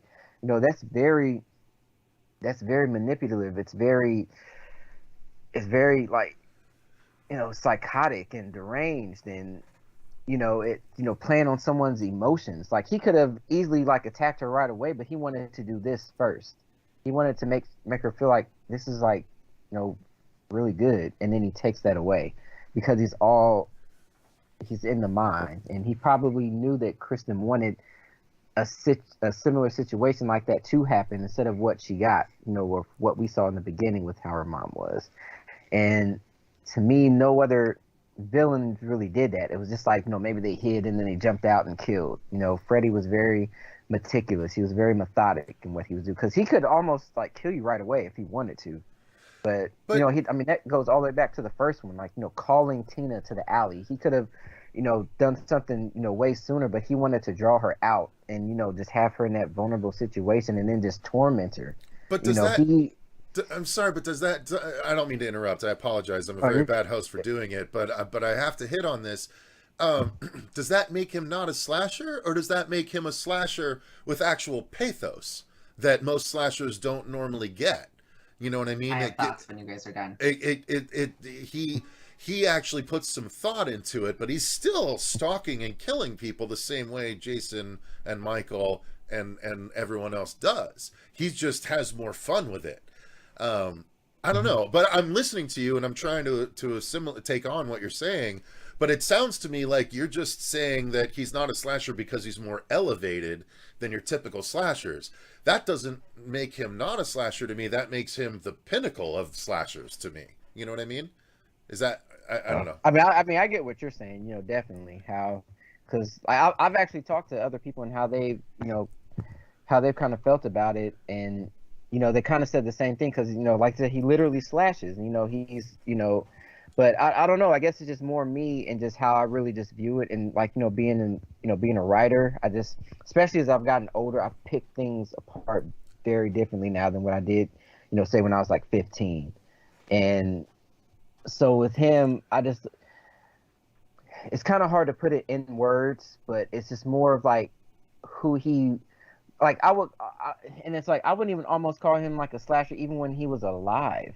Like, he was this child killer, and we really, we didn't see what those stories were. I guess obvious for obvious reasons. That's a whole different level, but I don't know. There was just so much more to it. I would almost compare Freddy to almost like Hannibal Lecter. Like he just has like this different aura about him that, even though he's like, in this dreamscape, there's just something that puts him, just at a different level. And he's just never had that slasher element to me, that where I would call him a slasher killer, as opposed to him just being a murderer or just a killer or a psychotic killer, and I like I said, it can go either way. And like I said, I'll always like, I never tell anybody, like, if they think he's a slasher, to no, you're wrong. Like, no, he's not. Like, no, that's just not how I am. If that's how you view him, that's how you view him. But this is how I've always viewed Freddy since I was a kid, and it's just hard for me to kind of shake that, especially, like I said, because I almost consider it a fantasy. To me, it's a fantasy horror film.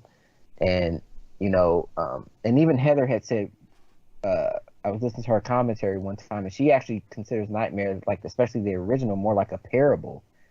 And, that's very biblical. And the whole story itself is kind of biblical. The saying of the sins of the parents have now fallen down to their children. So all these different levels kind of wrap it up for me into this fantasy horror film with this killer who's basically living and breathing inside of your mind, knowing the ins and out of you to turn pretty much against you. Like, every good thing, every good thought that you've ever had is now flipped. And Nancy, of course, being the first lead, had to kind of take control of that. And and just to watch her basically taking the energy back, to me is just taking her mind back. I'm not going to allow you to manipulate what's going on, within me. I'm taking that back, and it's much more of a stronger message to me than, like, Laurie Strode from Halloween, or, Friday the 13th Girls, or, anything like that. So that's always just been my, take on A Nightmare on Elm Street. And I think that's just why it hits on me a little bit more, because I've always been somebody, even when I was a kid, that really relied on dreams. It's like, I kept a dream journal for years. I would always write down my dreams. And so it's, it kind of hits more on like a, visceral level for me. Fair enough. All right. Okay, so I have thoughts. Hold on. Oh yeah, sorry. That's right. Thoughts. Forgive me. Yep, please. Okay. So I hate the term elevated horror, right? Like, I feel like it does such a disservice to other horror films, because I feel like every horror film has their place. But I feel like Nightmare, though it's a slasher, because he's the Springwood slasher, and it's very, like, that's what people think of when they think of it.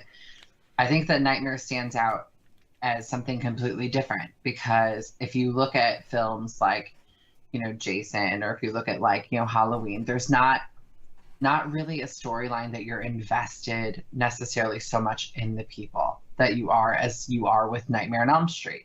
It's the way that the original film itself was written, and the way that it was treating the characters, that elevates it above some of the other horror films. And that's why I say I hate saying the term elevated horror, but I think that's what Anthony is trying to say, is that film, it's not that it's in the same league as these other slash and grab just for fun, just to let's have some great, amazing, raunchy kills, like, which that's all fun and serves its purpose. But I think A Nightmare on Elm Street stands out and serves a different purpose. So I feel like that's why some people would see it as not a slasher film. And so I float between. I think it's a slasher film, but I think it's also more than just a typical slasher film. I feel like we need to create a new subgenre of films that are, I used to back in the day, and I don't say this anymore, but I used to back in the day say, like, films that are like smart horror, but they're all smart. Like, when I look at them now, like, being older and more mature and really, like, dissecting film in the way that, like, I do, like, they're all smart and they all serve their own purpose.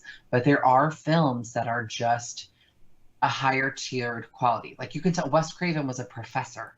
Like, you could tell that this was written by a professor.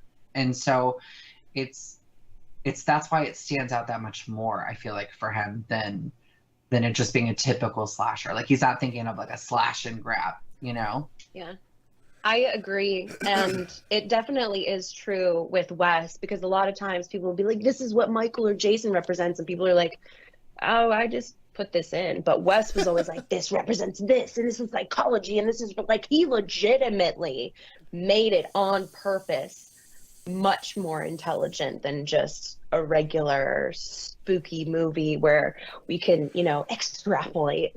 Why the f am I dropping all these words? And but he intentionally did that to make it smarter, to tie it into different elements of the human psyche and the mind. And yeah, so it is slasher, and it is the Ariana Grande's yes, and like, it is that plus more. And I guess we're Freddy fans, so we're also like, yes, it is just better and like smarter.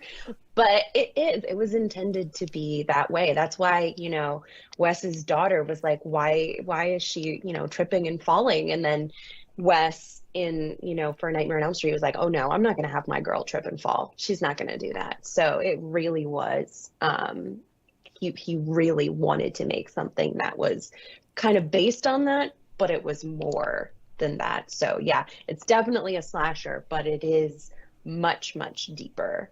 So All right. that's oh yes, this all yes and and that's why we love Wes and Nightmare, and Absolutely. because we're all like, all the knowledge. Well, We love our knowledge. it leads into the next question, not terribly here. So why do you all think that Freddy is as beloved as he is in pop culture, even now after being dormant in pop culture as long as he has, quote unquote dormant, as long as he has? Diandra, you look like you're ready to jump in on this one immediately. Because of us, no. Shout out. I'm serious though. Like, there are so I mean, obviously You're not wrong. Ghostface You're is, not wrong. I'm gonna say it, he's a mainstream, he's become seriously mainstream. Like, everybody I know who's like, I'm a horror fan, but they're like, not really a horror fan, is like, my favorite is Scream. Like, you know. It's like, bitch, I was 16 when Scream came out. Don't come at me. Right. Like, I'm a Scream aficionado. I'm telling you, I definitely, because I love After Nightmare, Scream is my favorite, but I definitely feel that Nightmare is beloved mostly because of the fans. Like, people have said that they've kind of, their love for Nightmare has waned because there hasn't been a new installment. However, they're still engaged in the conversation and talking about Freddy, first of all, because Freddy is, and has many times been voted like the biggest horror icon. There were a couple polls. I know there's probably other ones out there that are like Michael, but fuck that. But Agreed, Freddy, fuck that. but Freddy is so unique. Like, Michael and Jason, yes, they're a guy in a mask and they have their things, and I don't want to shat upon them because those franchises mean a lot to a lot of people and they're very, very popular. That's why there's a Halloween 50 and 45 and there's not a Nightmare 45, but we won't get into that. But that's not actually possible because it's technically a rights issue. So, you know, that's why So there sad. wasn't. But the whole thing of Nightmare is really, Freddy is so unique. I think his movies are so unique that he just really stands out as this fun character. But at the same time, I think that there are enough Nightmare fans out there. I mean, I know that there are some fans of other franchises who are big fans, but in the way that the Nightmare community is out there creating horror content and talking about Nightmare and creating documentaries and creating a ton of fan films, which there are, but there's just like this ongoing, and there are a lot of people in charge of different, like John Squires, Freddy in Space, big Nightmare fan, always looking for more Nightmare news. There's just a lot of big Nightmare fans who are in positions of, I don't want to say I guess you could say authority, but just like where they have the means to talk more about it. Yeah, in the horror community, And sure. right. But I think that a lot of fans are really keeping it alive. And I cannot say, because somebody commented on Letterboxd and was like, Diandra and Anthony are the self-appointed, leaders of the Nightmare fandom. And I'm like, no, we're not. The We're way just I really, sent that review to our group chat. we're just really passionate and like hyper focused on this. Someone could be like, "How was the weather today?" And I'd be like, "It's great." But someone could be like, "You want to talk about Nightmare?" And I'd be like, "All right, let's sit down. Let's have a really big. You've got 5 hours. We got something to talk about here." I But didn't we're know just that, but if really that's true, will you guys passionate. please give me, approval? Please, because you guys are obviously the gatekeepers. Please. Yeah, You right. should have seen our group Yeah. chat. We were sending Bless. like hilarious gifts to each other, being like, bow down to the gatekeeper. Absolutely. Wild. I put in my profile Yeah. president of Nightmare on Elm Street because I think it's funny. Because that's like just what I talk about. I'm so sorry that I have a very hyper focused interest. But I have to admit, I'm a sock puppet for Anthony. He actually wrote Dylan's New Nightmare and directed it as well. So you know That's- what? You look like you had a hand up your butt. I knew it. I said that. Cecil, he's got a hand up his butt right now. boy, is that a long yeah. arm he's got. It's a long arm. Anthony's got Freddy's a arm, yep. If only I knew the real, like the real. Hi, I'm Cecil, not Anthony. For sure, not Anthony. The real story. Conspiracy theory. But I just think we have a very active community, honestly. And the Scream community is also very active. And they've really pushed it to like the front with a lot. There's just a lot of Scream fans. I think when you have a really active fan community or fan person who's always talking about it, I think you're able to get that popularity. But I think the community plays a huge role in Nightmare still being relevant. I was waiting for Dee to say it. I was like, come on, Dee, say your line. Fear gift for gave. Oh, wait, is it the one from the beginning? Yeah. Oh, okay. Wait. Fear gives Freddy his strength, but the fans keep Freddy alive. Was that it? Yeah, there from you the beginning go. of the documentary. It's true. It is That true. was Dee's quote. That freaking that documentary that we made is like such a reflection of just how I really see the life of the Nightmare community is sustained by these really massive fans. You have no When Dee wrote idea. She wrote our press release when we first launched, and that line was in there, and she wrote, "Fear gave Freddy his strength, but the fans keep Freddy alive." And I was like, that is our documentary. Like, that is the perfect culmination of this community. It describes why Freddy is still loved and adored. Like, look at that scene in New Nightmare. It was only 10 years after, but like how the kids in the audience were still Freddy. Like, they're still that way today. And like, we know that because we've just traveled for 6 years around the country interviewing all these fans who it's generational. It like starts at the top and goes all the way down to babies are now being brought into the franchise and watching it. And it really is the fandom that just keeps Freddy alive.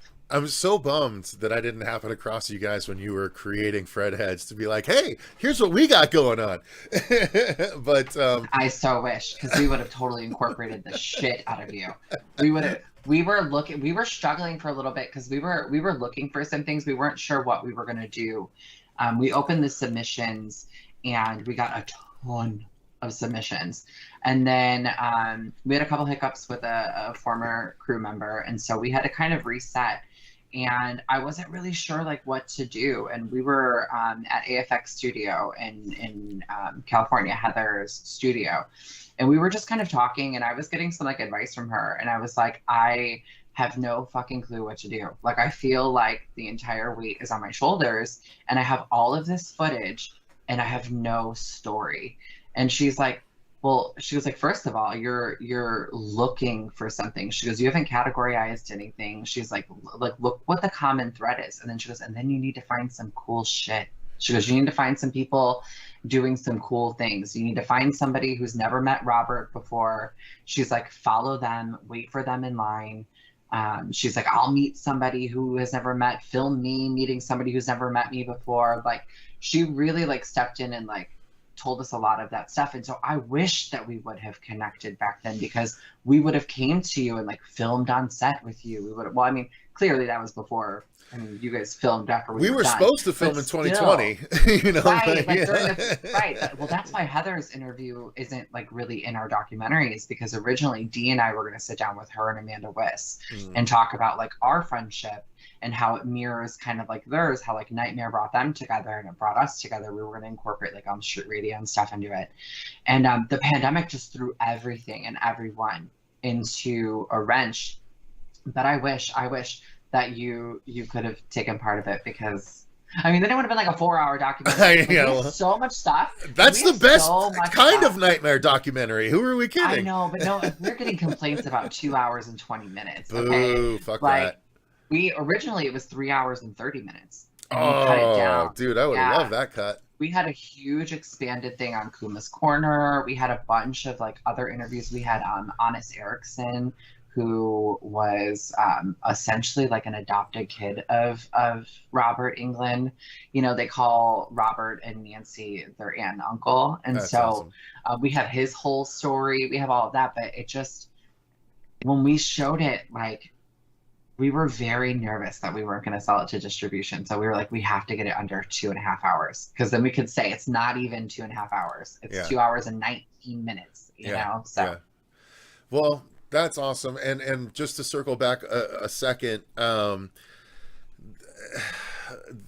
funny thing is about that quote, right? The fans keep him alive. That's part of what me in my heart, I feel like Dylan's New Nightmare was my attempt to rebottle the genie, you know, again.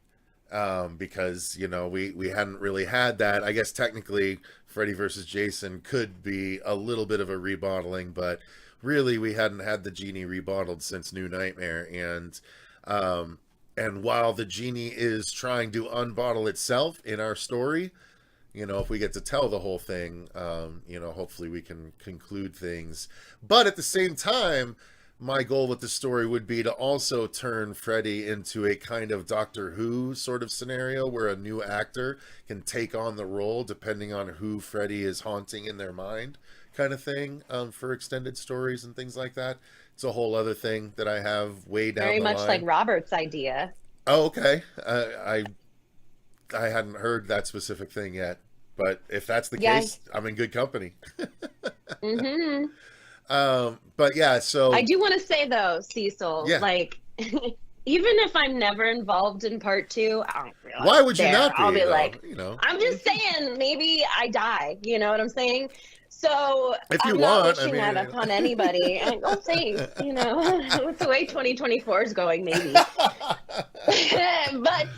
no, I know some people. I know, there's 11 more months left, but I really feel like it's just such an exciting, because I mean, obviously, you know, I love New Nightmare and Heather, and then to like sit there and like be, I just want to watch it. I just want to watch it and be like, oh my god, this is like the best thing in the world to me. You know. Well, I'm sure there's plenty that you could do on set if you actually wanted to be involved, but not necessarily be on camera. Like that's the thing. Like that's one of the things I'm most proud of with Dylan's New Nightmare was our rap party was like such positive vibes. The whole shoot was positive vibes. Like I had people that work regularly in Hollywood that were helping out on our set. Like one in particular came to me after the first day and was like, hey, just so you know, I've worked on a lot of productions in Hollywood, and this was one of, if not the smoothest first days I've ever seen on a production. And so like kudos to you and keep it up, you know. And like that, it all speaks to the talent that I brought on to try and make the product. And by the end, we were all such a family. Like there wasn't one person that we likely won't have back for, you know, more when we do it. But like, that's the thing. You bring people on that are passionate about the product. Yeah. And like, if they're willing to commit to coming out to Arizona for 7 days to film something, then you know that they're going to be, you know, in it. You know what I mean? Yeah. So One yeah. of my favorite fun facts is that Nora and Mikey Rotella made the makeup Yep. for Dave. I was like, Mikey Rotella from I Am Nancy? Mikey Rotella who worked for AFX Studio? Mikey Rotella? From Smile, Yes. more recently, Smile, which made over $100 million on like a $5 million budget or some shit. Yes. Oh yeah. Every time I think about Mikey Rotella, I also think about Paige. Yeah, there it is. So Heather used to tell me all the time, she's like, before my husband, she'd be like, we gotta find you someone. We gotta find you a husband. And she'd be like, who are you interested in? Like, who do you like? And I was like, well, I was like, I really have a crush on Mikey Rotella. And she's like, you know, he's got the sweetest girlfriend. I'm like, I know. I was like, but that type. So if you have any more working for your that company. type. Yeah. There you go. But yeah, so so when I met him in 2015, I like was so smiling so hard, like you couldn't even see my eyes in the photo. And he was like shocked. I walked up to him and I was like, "You're Mikey Rotella," and he's like, "Yeah," and I was like, "I am Nancy," and he's like, "Oh, right on." And so we took a photo. It was like, I felt like I was like, "Oh, mission accomplished." At least I met him. You know? That's awesome. Yeah. That's awesome. He's dope. He's so dope, and his work is so good too. Like, yeah, he's cool. Oh my God, he's so talented. Like when Nora was sending me his sculpts, right? And I had no idea who he was. She's like, yeah, I brought on this dude, Mikey, to help out, and so he's going to do the sculpt. And at first I was kind of crestfallen because I don't know shit from how shit works in Hollywood, right? I hired Nora to do the special makeup effects, so I assumed she was going to do all of it. But no, she took some of her budget to hire someone to do that, and then she did the application and painting and everything, which is its own job anyway, right? So like, I just wasn't knowledgeable enough. But she hired Mikey, and the pictures she showed me as the progress pics, I was like, holy shit, like, this looks like fucking Freddy. You know what I mean? Like, no one's going to be able to tell that it's Dave McRae. And I maintained that leading all the way up to the release. I was like, you guys aren't going to see Dave McRae. Like, there were so many people like, oh, I don't want Dave McRae to play Freddy. I'm like, you guys aren't going to see Dave McRae. You're going to see Freddy. And like, it's all because of Nora and Mikey's work. And when I found out what Mikey had worked on, not only Smile, like he created the creature, for those watching that don't know, Mikey Rotella created the creature at the end of Smile, the really amazing multi-mouth creature. He created the Man-Thing creature for the Werewolf by Night Marvel special. He's done like dozens, if not hundreds, of other things with other productions, huge productions. So he's so talented, and to find out all that he had been involved with after, like, basically we had filmed the movie, I was like, holy shit, he did this and this and this too. And I was like, whoa, we got a hell of a pedigree on this movie. You know what I mean? Like, it was really exciting all along the way. So it's funny to me that you guys are so familiar with Mikey as you are, because I was so not, you know, until our production. So okay, so we're nearing 2 hours here, so I have one more question, which would be question 7 of 14. So that means I've gotten halfway through the questions. So we can do a part 2, finishing the rest of the questions, and then a part 3 doing the tier list, if you guys had enough fun to want to return. So I will come on anytime you want. yeah, Deandra's so like, fun. I don't know, there's a lot of cornfield negativity going on here. Yeah, I was just going to say that. Might be tipping. Next time we come on, I'm going to put a cornfield as my background. That's what we're going to do. I gotta say, I'll wear one of Dee's red hats. I've had a hell of a time, guys. I gotta be honest. This has been a ton of fun for me, so I hope you guys have had fun too. But all right, so the question I think we'll end on today. So I don't want to get, I mean, it's a deeper question. I'm going to switch 7 and 8 because I think the next one would be a great one to lead off the second part here. So question 7 will be, can Freddy still work and be accepted in today's social climate? Or do you think there's a lot of stigma attached to Freddy now because of the 2010 remake, or even because he's a child killer and things like that? I know it's a bit more of a seriously toned question than the rest of them, but it's an appropriate one, I think.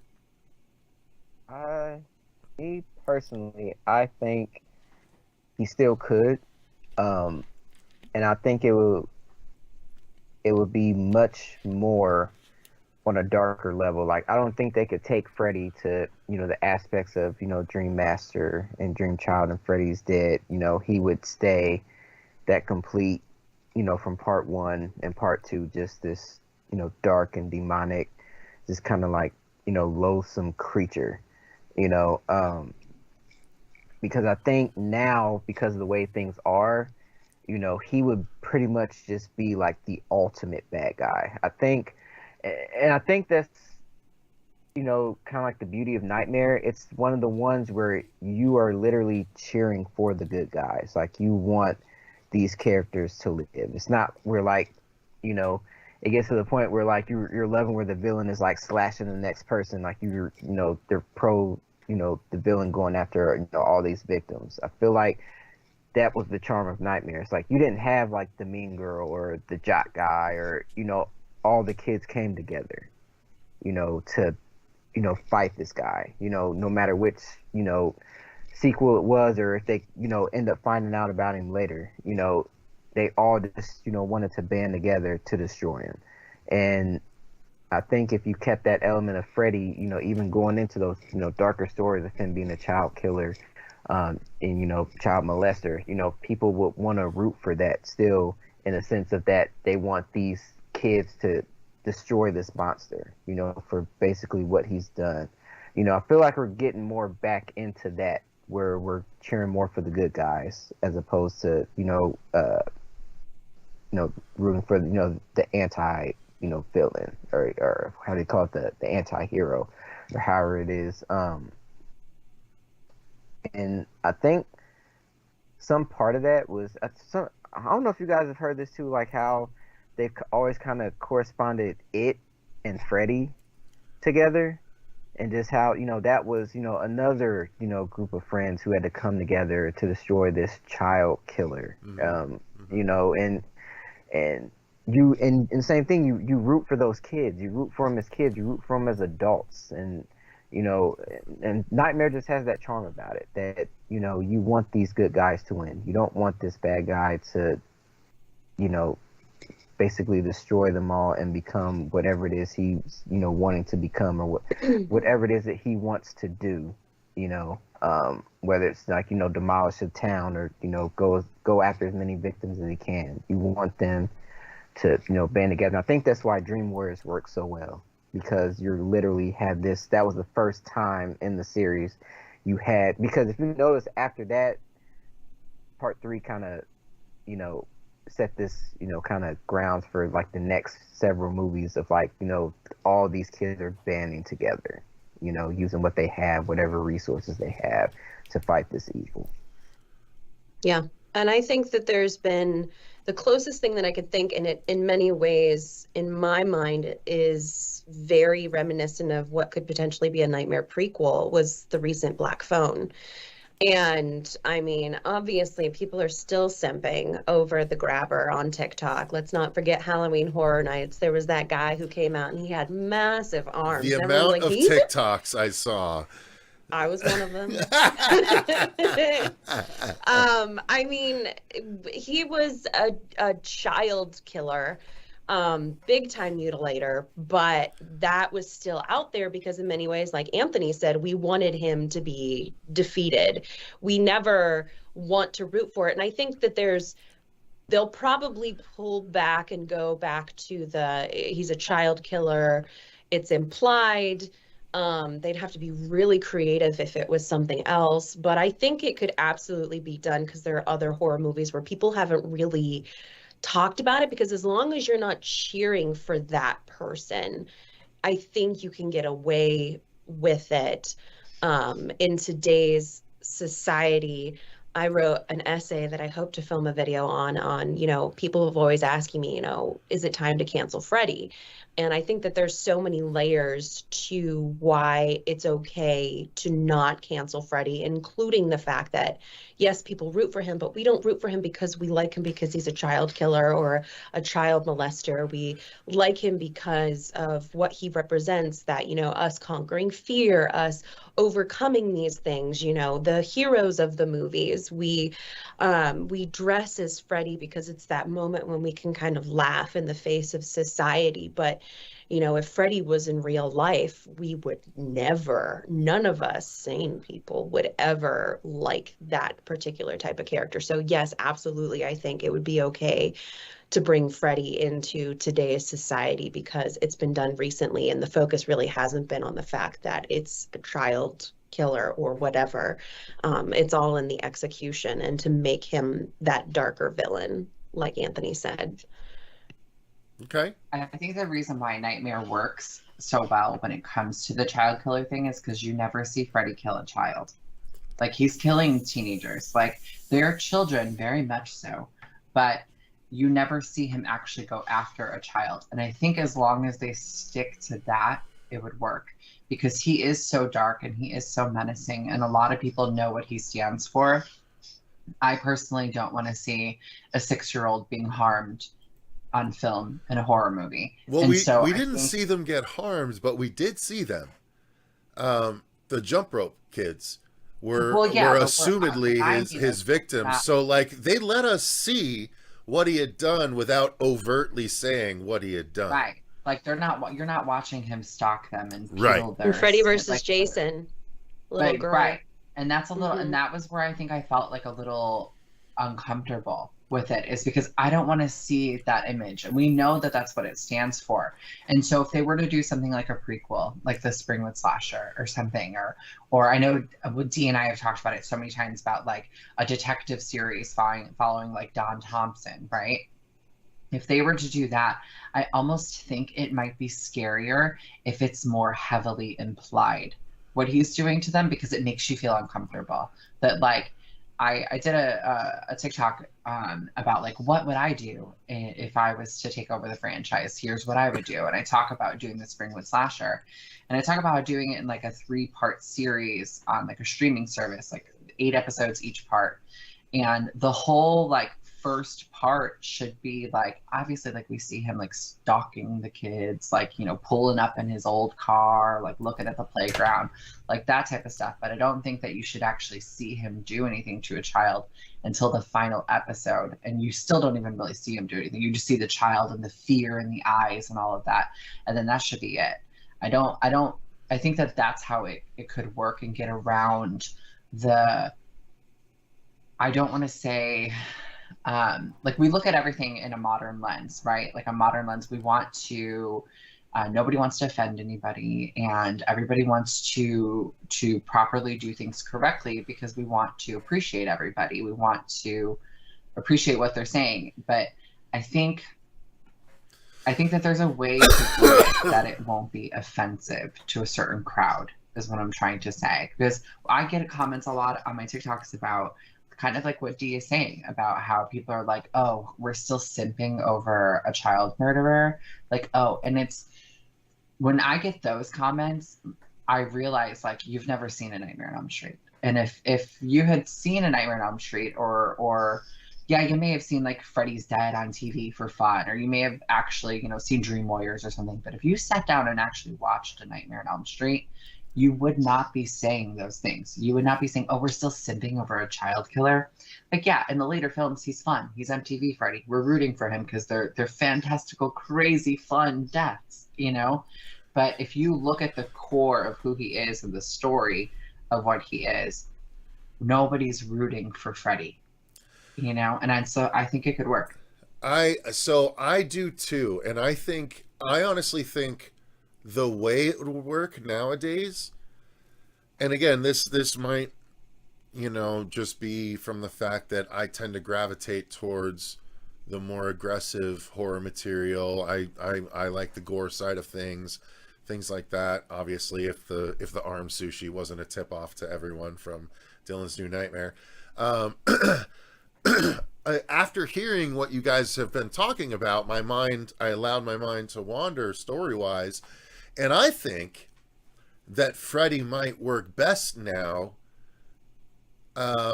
pushing the line, but not reaching the disturbing portion. So I think we could get a version of Freddy where, like, imagine, like, what I'm picturing is Freddy, non-burned Freddy, right? Still Springwood slasher Freddy, at the head of a table, face shadowed by his hat, drumming his blades on the table while kids are tied to chairs around the table.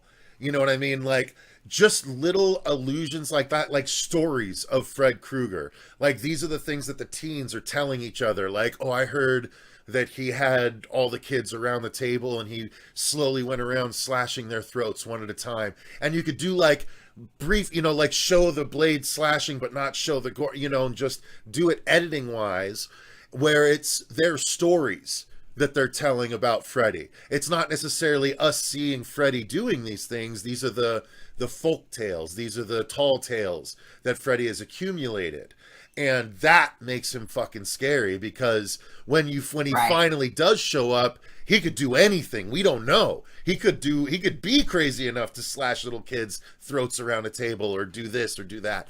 Like, I think we need to push into that territory without going overboard with it. Like, I don't want to go fucking, you know, snuff film with it, you know, and have to show him. I don't want to show him directly slashing a girl or anything like that. But, like, if it's tales that people are telling about him that are building up his mythology and his strength, you know, I think that's the way to go, to make him a more solid presence in today's sort of movie-going society. I think the kids nowadays need something more concrete than just another slasher that's doing his thing. I think they need to go deeper with it, but just not push it too far. And that's kind of what my thought on it is that it's like, it's implied, you know what he's going to do next, just don't show it. And I think that that's where I was trying to mean, where people who have never seen A Nightmare on Elm Street, they're like, oh, we're simping a child killer. And it's like, we've never seen him kill a child. We've never actually seen it happen. The only time is in New Nightmare when he's stalking Dylan. We see That's bones. The only time. And so bones in a boiler, but that's about it. Right. And so we don't get that true grasp. I love the image of him dragging his nails on the table. Like, I love that. Like, that is scary, because it's like, okay, but I don't want to see anything past that. For me, I'm that type of horror fan. He's just chilling, right? With his legs, one leg crossed over the other, just drumming. Just like maybe calling them piglets. Yeah. That's where we hear him call them piglets for the first time, like little piglets. Yeah, like there's so much fun to be had, and like, again, take it there. Like, give everyone the up to the craziness and let their minds fill in the rest. That's what makes the best, scariest bits. You know what I mean? And when audiences are desensitized to actual gore and stuff like that, because they've seen it so many times. You know, Eli Roth is out there doing his thing, which I love him for. It's the kind of thing where, you know, you can bring it right up to a point and keep it so Freddy without it needing to go past that point and still be scary. You know what I mean? So I think there's definitely that line, especially with all the true crime love and documentaries and everything now that are out there, of having Freddy reflect a true serial killer in a way. So you have the mix of the horror with the true crime, which could appeal to both horror fans and broader audiences. I think in that little bit of a mix, like, I've been watching True Detective, and I haven't started the 4th season yet, but like the 3rd season, the 1st season, there were so many elements of that felt very nightmare storyline, because it's horror, but it's also that true crime. And I think that can happen with Freddy. There can be those parallels. You can be scary, and intriguing, and make for a really, really good story. And I think that is a good intersection right now that needs to happen and could really give us something fresh for the Nightmare franchise. It also continues the cautionary tale of Freddy and the boogeyman and the being safety and watching your children. You know, a lot of millennial parents are really lax on their kids, and I see things. I've got nieces and nephews, and I've got friends who have kids, and a lot of them are incredibly lax on their kids. And so I think it kind of then reinforces the, oh shit, maybe I need to keep an eye on my child a little bit more, you know? Yeah. I want to touch on a comment here from Peacock's Eye because it's a good one. I think this could be a brilliant way to bring in multiple actors playing the role. Do it all different perspectives, purely in dream recollection where some details change.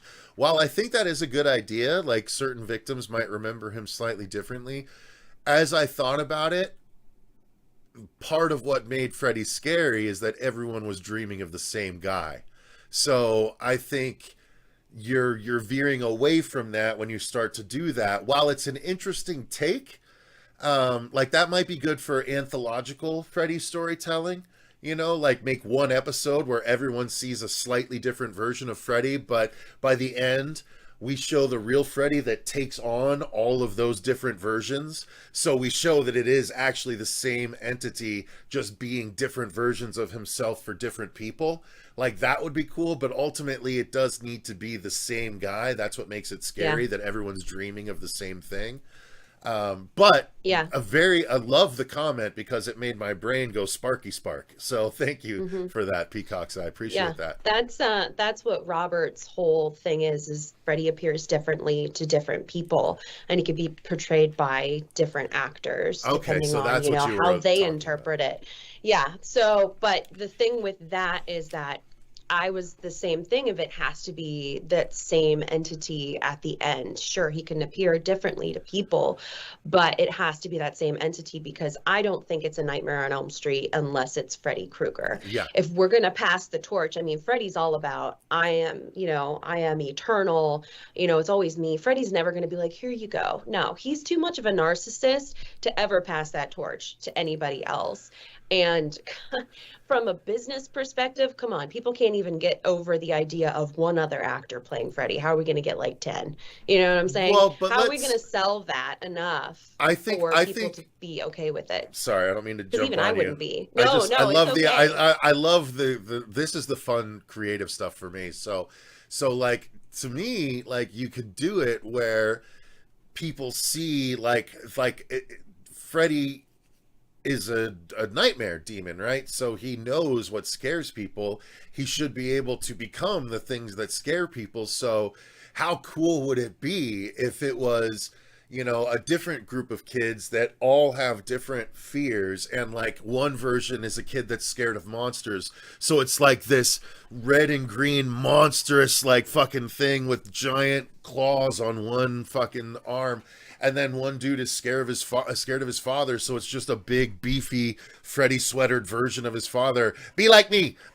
No, not exactly that, but you get what I'm saying. Like that kind of thing where he's different versions of himself. The Freddy snake was a precursor to it, right? If Patricia Arquette had specifically been scared of snakes, that would have been a great representation of that. So like, you know, Freddyized version of people's greatest fears. That's what I really want to see. Like but that gets, you know, budgetarily restrictive. Very Freddy. Yeah. No, he does that a little bit. Mm-hmm. Yeah, he does that a little bit. Like in Dream Warriors with like Taryn, he like uses the like drugs against her, and then in part 6 with like Tracy, where he like uses her like dad against her. Like I think it's very indicative of like who Freddy is as a character. He does that transformation. I like it. I feel like it's kind of a little like the original idea for the sequel to Candyman, like with Nia DaCosta's Candyman. And I like that, and how spoiler alert if you haven't seen it, plug your ears, but like how at the end, like how it's Tony Todd, how it's like he's the essence of it, and it's like it's that mythological of like storytelling of like, ooh, 1, 2, Freddy's coming for you. It's that old jump rope sign, but like, do they really know what any of him looks like? And so it's like he could morph into whatever their greatest fears is. Mhm. I like the idea. I think See, that's what I was kind of yeah. saying about part 3, and like how he used that with like Kristen, and like, you know, because he knows what's going on, you know, in your mind. And I always said that one of the better foundations of Nightmare, especially in the originals, like, it's all about what you don't see, you know, and that's even going back to like old Hollywood, you know, the old storytelling. It's all about what you don't see is what's really gonna scare you the most. Because I mean, if you really look at the first one, you really didn't see Freddy that much. Mhm. You know, he was very much in the shadow. I mean, yeah, you got glimpses of his face, but when you really see him in those early scenes in like the boiler room with Tina, like, you know, you just see him like walking around in the dark, and you know, he kind of pops up behind her, but you don't really see his face. And when she meets him head on the alley, you know, like he's going in and out of the shadow, so you get a glimpse of his face, but then it's back in the shadow, then a glimpse of his face, and back in the shadow. Mhm. You know, to me, that's the most scariest part, you know. And Wes was really good about that, about keeping, that was his main thing, about keeping Freddy kind of like in that dark place, you know. And you really never saw him in any day scenes like you did, like, you know, in the later sequels. He was always in the dark. And, you know, things like, you know, Glenn, you know, getting pulled down in the bed, you know, where'd he go? You know, we never see what happened. All we see is all this blood. Mhm. And I even remember in some of the, you know, if you read some of the scripts, some of those lines that like never actually made it onto the screen or still in the script, where, you know, one of the officers is talking to Lieutenant Thompson. He's like, you know, what the hell happened? He said, you know, there's not even a head left. And, you know, and I'm just reading that, I'm just like, you know, damn, like, you know, what did he actually do? You know, but we never see that. And it's like, to me, that was always one of the scariest moments, like, and not because we just don't know.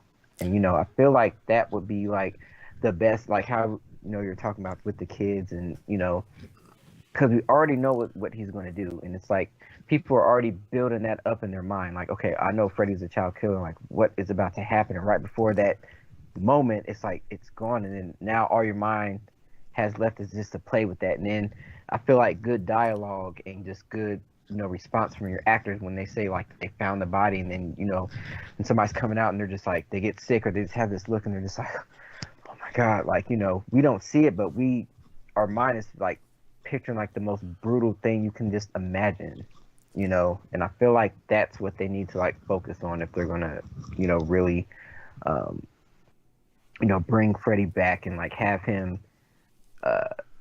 you know, if they want to touch on those subjects, is to really, you know, really let it play with the audience's imagination. I feel like that's the best way, All right. you know, to bring him back. Fair enough. With the Glenn speak, you made me feel like, because I have all the Nightmare comics, like all the innovation stuff, all the wild, like all the, yeah, there was Wildstorm stuff, and then there's also the Avatar press stuff. I have all of that, and I feel like there should have been a short story showing what happened to Glenn, but to me, all it was Freddy pulling him down, and like under the bed in the dream world would be just a giant blender that's already going, and Glenn just gets pulled down and just chopped up and spat back up through the bed hole. You know what I mean? But yeah. So guys, I think that's a good place to cut it for today. I actually only got through 6 of my 14 questions, but that's okay because the rest will probably go a little bit faster. There was a lot of setup and a lot of track I wanted to lay as far as who these awesome guests are. So first, let me say thank you to Diandra, Paige, and Anthony for joining us for this stream. Hopefully we can find time soon to do the sequel stream and then the threequel stream where we do the tier list ranking. So but I had a great time, and thank you guys very much for joining. Thank you. It's been so much fun. Thank you. Thank Part you. 2, Had a blast. Fredheads Yes. Revenge. Part Fredheads 3, Revenge, yes. Tier Warriors. There you go. I love that. Fredheads Revenge and the Tier Warriors. Fuck yeah. All right. I got some graphics to make. All right. Well, thank you guys very much for watching. Thank you to everyone that has been commenting and active in the chat. Greatly appreciate all of you guys, and make sure you go and follow all these people on their respective social medias. Let's go through each of you guys so you can tell them all where best to go. I know we mentioned the TikToks once already, but go ahead and mention it again, and anywhere else you'd like them to follow you. Go ahead, Diandra, you start. Sassy Sledgehammer, pretty much everywhere. Sometimes it's got the hammer and sometimes it's got the hammer. I think the only place that I have the hammer in full is on Instagram. Everywhere else is the hammer.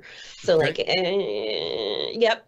And then Fredheads doc. Well, I mean, I guess somebody else could say it, but Fredheads doc on TikTok, on Instagram, and also on Facebook. We are there. We are posting. We are strong. We are proud. Paige, how about for you? So I have like a bunch of social medias, but I'm only active on TikTok. So I always tell Very people, active. like, Very active. yeah, I love that. Well, I love it. It's so much fun. But I'm at the final girl, like GURL 13. Right, like girl.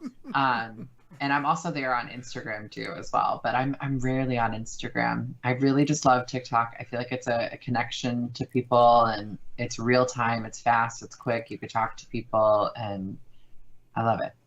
Awesome. Anthony?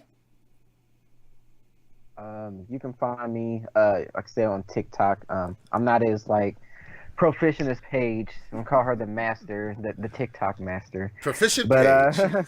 but I'm getting there. You can find me. There's writing guy Anthony. You can find me on Instagram as Anthony the Dreamer. And Twitter. I'm on Twitter as Ant Lost in Horror. What? Where can people find your books? You've written some books, right, Anthony? Yes, very much because of Nightmare on Elm Street and Wes Craven and Nancy Thompson. They're huge inspirations for me in that. They can pretty much on all my socials, I have a link tree, which it's connected to my link tree Amazon, where you can find all my books. I have 5 on Amazon and 1 on the book patch because it was through a publisher, so that one's on another platform. All right. No one asked you to whip out your book, Dick. All right. Let's just. No, I'm just kidding. I'm just kidding. No, good for you, man. That's productivity that I wish that I had. So good on you. Oh man, thank you. But yeah, that's where you can find everything. Linktree has made it a lot easier for everybody to if you want to find my books. Awesome. And if you do buy one, take a pic, send it to me. I'll always post them. So there you go. Book, yeah, Hell definitely. yeah. And Paige, you're going to be joining that group soon, right? Based on a TikTok I saw recently. I am. So for the past year and a half, my screen's doing something really weird. Hold on. What's normal on my end? It's like doing something really weird. For the past like year and a half, almost 2 years, I've been writing a book that's kind of like a memoir of my life. But it's done through like the guise of like my lessons in love, of like relationships, not just with my significant others, but also with like my friends and my family, and how I've been obsessed with love since I was a little kid. And so it's kind of like a journey through like figuring out why I was so obsessed with it. And yesterday I finished the first draft. And so I've got a couple things I got to do in regards to like editing it, and then we'll see where it's gonna go. I'm really excited. It's really exciting to write a book. I've never done anything like I wrote it a long time ago. I wrote a really cheesy fiction novel that is, I don't even want to talk about it. And if I can get it off KDP, I would love to get it off KDP. I hate it so much. But I just don't know I can't figure out how to get it off of it. But I've never really done anything like this, where it just feels incredibly vulnerable. And I've sent a couple chapters to friends where I'm doing Audible style, and like Anthony listened to it and he's like, I want the next chapter. And like, so it's just, I don't know, it's really therapeutic. And I've had a really tough year, and I feel like it's been the highlight of my year. And so I'm really excited. I can't wait to like share it. People are like so excited on TikTok too. I'm like, all right, guys, and I gotta make sure it's good. I'm like, all right. I know that's the problem. The burden of expectations. Right. But congratulations. I was Thank happy you. for you when I saw that. So again, Thank you. I watch everyone's TikToks. I'm terrible about liking and like sharing and shit. I'm just like, that's awesome. Whoop. So so please don't take offense if I haven't interacted Okay. that much. I just am terrible about social media. I get shit all the time from the dude right off camera about it. So the dude that made the sweater appear. But yeah, so thank you guys very much for joining. Thank you for taking as much time. I mean, we're almost 30 minutes over, so I appreciate everyone chilling. But I had a ton of fun. I'm very excited to do this again in the future. Thank you once again to all the commenters for joining in the discussion, and make sure you go and follow everyone where they said they would like to be followed. Until next time, I've been Cecil Laird. Thank you once again to Diandra, Paige, and Anthony. And